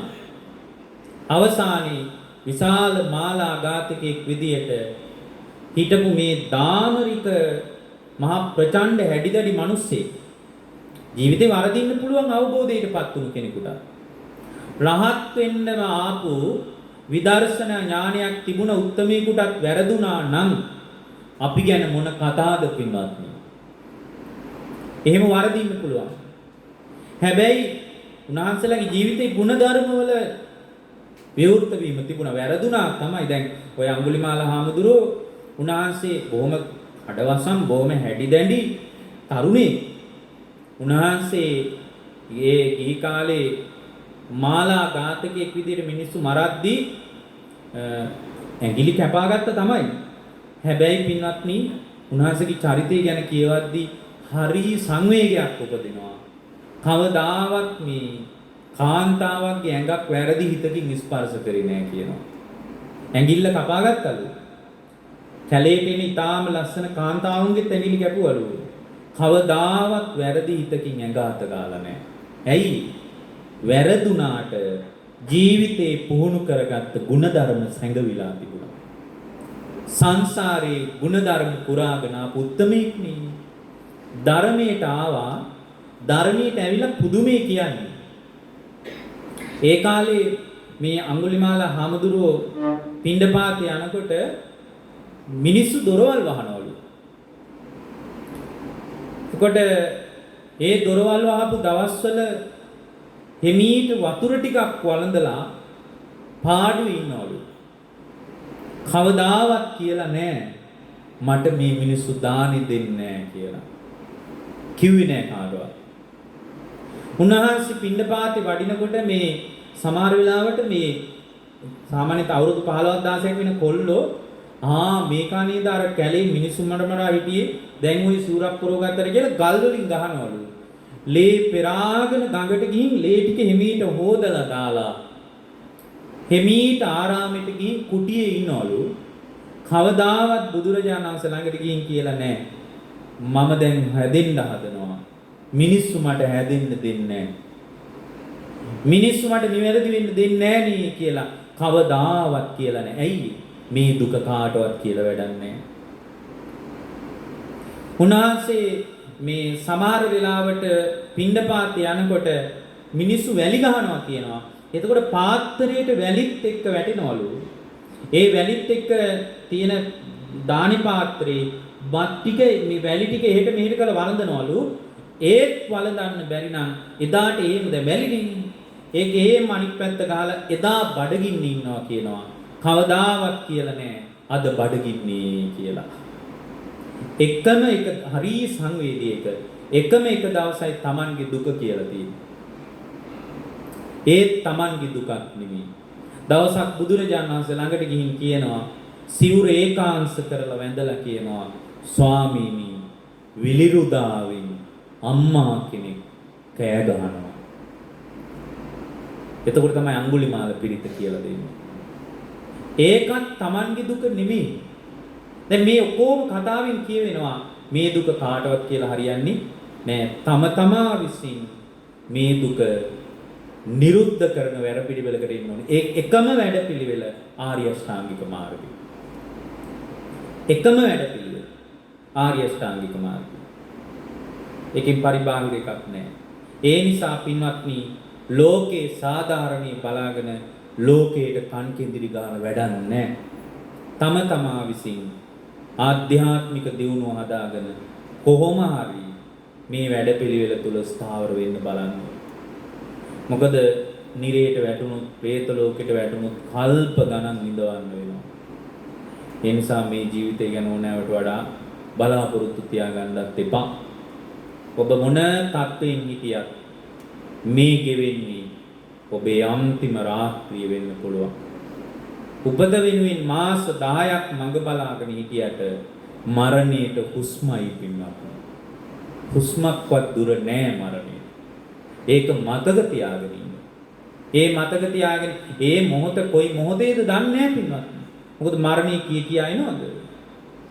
ඒ නිසා මේක තමයි ඔබේ මගේ අපි හැමෝගෙම කතාන්දරය. මේ ඔක්කොම කඩා වැටෙන්න ලොකු වෙලාවක් යන්නේ නෑ. ඊටාම පොඩි වෙලාවකින් මේ පවතින තත්ත්වේ කන පිට හැරෙන්න පුළුවන්. ඒ නිසා තමන්ව පරිස්සම් කරගන්න. තමන්ගේ ආධ්‍යාත්මය පරිස්සම් කරගන්න. පරාර්ථය නිසාවත් ආධ්‍යාත්මය විනාශ කරගන්න එපා. ඔබ හැම දිනාටම මේ පැය එකමාරක විතර කාලයක දේශනාව ජීවිත අවබෝධය, ධර්මාවබෝධය පිණිස උපකාර වේවා කියලා අපි ප්‍රාර්ථනා කරනවා. පින්වත්නි අද මේ ධර්ම දේශනාවේ දායකත්වයේ දරන පින්නතුන්ගේ ප්‍රධාන අරමුණ රෝලන් ගුණවර්ධන මැතිතුමන් එතුමා අවුරුදු 95ක් ආයු කාලයක් ඉන්දනය කරලා තියෙනවා. ඒක බොහොම දීර්ඝායුෂයක්. එතුමා දැනට වසර 2කට ඉහතදී මිය පරලෝ ගොස් තිබෙන්නේ. එතුමා වෙනුවෙන් දෙවර්ෂ පූර්ණ පින්කම හැටියටයි අද මේ නිවසේ මේ ධර්ම දේශනාව සිද්ධ වෙන්නේ. ඇත්තටම මේ නිවසේ පින්නතුන් විශේෂයෙන්ම මේ ගුණවර්ධන මහත්මයා, ප්‍රදීප් ගුණවර්ධන මහත්මයා අපට මම හිතන්නේ අවුරුද්දේ පින්කමටත් අපට ආරාධනා කළා. නමුත් මේ පැවතුන අයහපත් තත්ත්වය නිසා එතුමාගේ හිතේ හැටියට මේ පින්කම කරගන්න බැරි වුණා. ඒ කොහොම වුණත් මේ අවස්ථාවේ අපට එතුමාගේ මේ දයාබරණීය පියතුමන්ගේ දෙවර්ෂ පූර්ණ පින්කම වෙනුවෙන් සම්බන්ධ වීමට ලැබීම ඉතාම වැදගත් අවස්ථාවක් විදිහට සැලකනවා. අපි හැමෝම රැස් කරගත් ආ වූ පින ඇත්තටම මම අද දවසේ මට මේ මම පස්වෙනි බණ මම මේ කියන්නේ ධර්ම දේශනා පහක් ඉවර කරලා අවසානයේ මේ හොරණි ප්‍රදේශයේ ධර්ම දේශනා ඉවර කරලා මම මේ ආවේ. බොහොම විඩාබර අවස්ථාවක උනත් පැය එකමාරක දීර්ඝ කාලයක් ඔබ ඉතාම හොඳින් නිදහස් වීමේ දේශනාව ඇහුවා. ඔබට බොහෝම පිං අපි අනුමෝදනා කරනවා රෝලන්ඩ් ගුණවර්ධන මැතිතුමන්ට මේ කුසල් උපකාර වේවා. එතුමාගේ භවගාමී සසර සුවපත් වේවා. ආයති භවයේ වඩා සුගතිගාමී වේවා. එතුමා බැරි වෙලා හරි සංසාරගත වරදකින් හරි දුක් සහිත තැනක ඉපදී ඉන්නවා නම් වහා අත මිදේවා. සැපවත් තැනක නම් මේ සැප වඩා දියුණු කරගනිත්වා. රෝලන්ඩ් ගුණවර්ධන මැතිතුමන්ට දයාබරණීය ස්වාමි පුත්‍රයාණන්ට මේ දරුවන්ගේ දයාබරණීය පියතුමන්ට ජාත්‍ය ආදී දුකින් නිදහස්ව ලබන සංසාර ගමනේ කෙලවර උතුම් නිවන් පිණිසම මේ ධර්මානුශාසනාව හේතු වේවා වාසනාව වේවා කියලා අපි අදිෂ්ඨාන කරනවා. ඒ වගේම රෝලන්ඩ් ගුණවර්ධන මැතිතුමන් ප්‍රදාන රුක්මනී ගුණවර්ධන මැතිණිය ඇතුළු දරුවෝ හැමදෙනාගේම නමින් මියගිය සංසාරගත දෙමව්පියන් සහිත සියලු ඥාතීන්ටද මේ උතුම් කුසල් උපකාර වේවා. ඒ හැමදෙනාගේම භවගාමී සසර සුවපත් වේවා. ඒ ඇත්තන්ගේ භවගාමී ආයති භවයේ වඩා යහපත් කරගනිත්වා. හැමදෙනාටම උතුම් නිවන් පිණිසම මේ දේශනාමේ කුසල් හේතු වේවා වාසනාව වේවා කියන අදිෂ්ඨානයෙන් අපි අනුමෝදනා කරමු. ඉදම්මේ ඥාතිනං හෝතු සුඛිතා හොන්තු ඥාතයෝ. ඉදම්මේ ඥාති සුඛිතා හොන්තු ඥාතයෝ. ඉදම්මේ ඥාතිනං හෝතු සුඛිතා හොන්තු ඥාතයෝ. සාදු සාදු සාදු. රුක්මනී ගුණවර්ධන මැතිණිය ප්‍රදාන පින්වත් ප්‍රදීප් ගුණවර්ධන මැතිතුමන් අපට බොහෝම ශ්‍රද්ධාවෙන් විටින් විට ඇමතුම් ලබා දීලා මේ දේශනාව නැවත දැනුවත් කළා. එතුමා ප්‍රදාන ප්‍රසාද් ගුණවර්ධන, දර්ශනී ගුණවර්ධන, තුෂාරි ගුණවර්ධන කියන පින්වත් දරුවන් ඒ මහත්මී ඇතුළු රුක්මනී ගුණවර්ධන මැතිණිය ප්‍රදාන ධර්ම ශ්‍රවණයට පැමිණුණු ඔබ හැම දිනාටම බොහොම පිං. එලිමහනේ ඉඳලත් ඉතාම නිදහසේ ඔබ මේ දේශනාවට කන් දුන්නා. ඔබ සියලු දෙනාගේම මෙලෝ යහපත පිණිස, කායික යහපත පිණිස, මානසික යහපත පිණිස, නිදුක් නිරෝගී සුවපත් භාවයේ පිණිස මේ දේශනා මේ කුසල් බලවත් වේවා. ඔබ හැම දිනාගේම ජීවිතයේ ධර්මයේ පිහිට පිලිසරණ යහපත අභිවෘද්ධියම සැලසේවා. ඔබ සියලු දෙනාගේ ජීවිතයට මෙලොව යහපත පිණිසත් පරලොව සුගතිය පිණිසත් ජීවිත අවබෝධය පිණිසත් මේ පැය කහමාරකටත් වැඩි වෙලා සිද්ධ කරපු ධර්ම දේශනාව හේතු වේවා වාසනාව වේවා. ඔබට මේ ගෞතම බුදු සසුනේදීම උතුම් චතුරාර්ය සත්‍ය අවබෝධ කරගන්නට මේ දේශනාමේ කුසල් බලවත් වේවා හේතු වාසනා වේවා කියලා අපි අදිස්ථාන කරනවා. පින්වත්නි, සියලු දෙවියන්ටත් අනුමෝදනා කරනවා. සියලු දෙවියෝ අපරට ජාතිය සම්බුද්ධ ශාසනය ගෞතම බුදු සසුන බොහෝ කල් රැකීවා. මේ නිවස මේ පින්නතුන්ට දෙවියෝ නොපෙනෙන බලවේගයක් හැටියට ආශිර්වාද කරත්වා. සියලු දිව්‍ය රාජ මණ්ඩල, බ්‍රහ්ම රාජ මණ්ඩල, පරිවාර දිව්‍ය සේනාව සහිත සියලු දෙවිවරු මේ අත්න්ට ආශිර්වාද කරත්වා.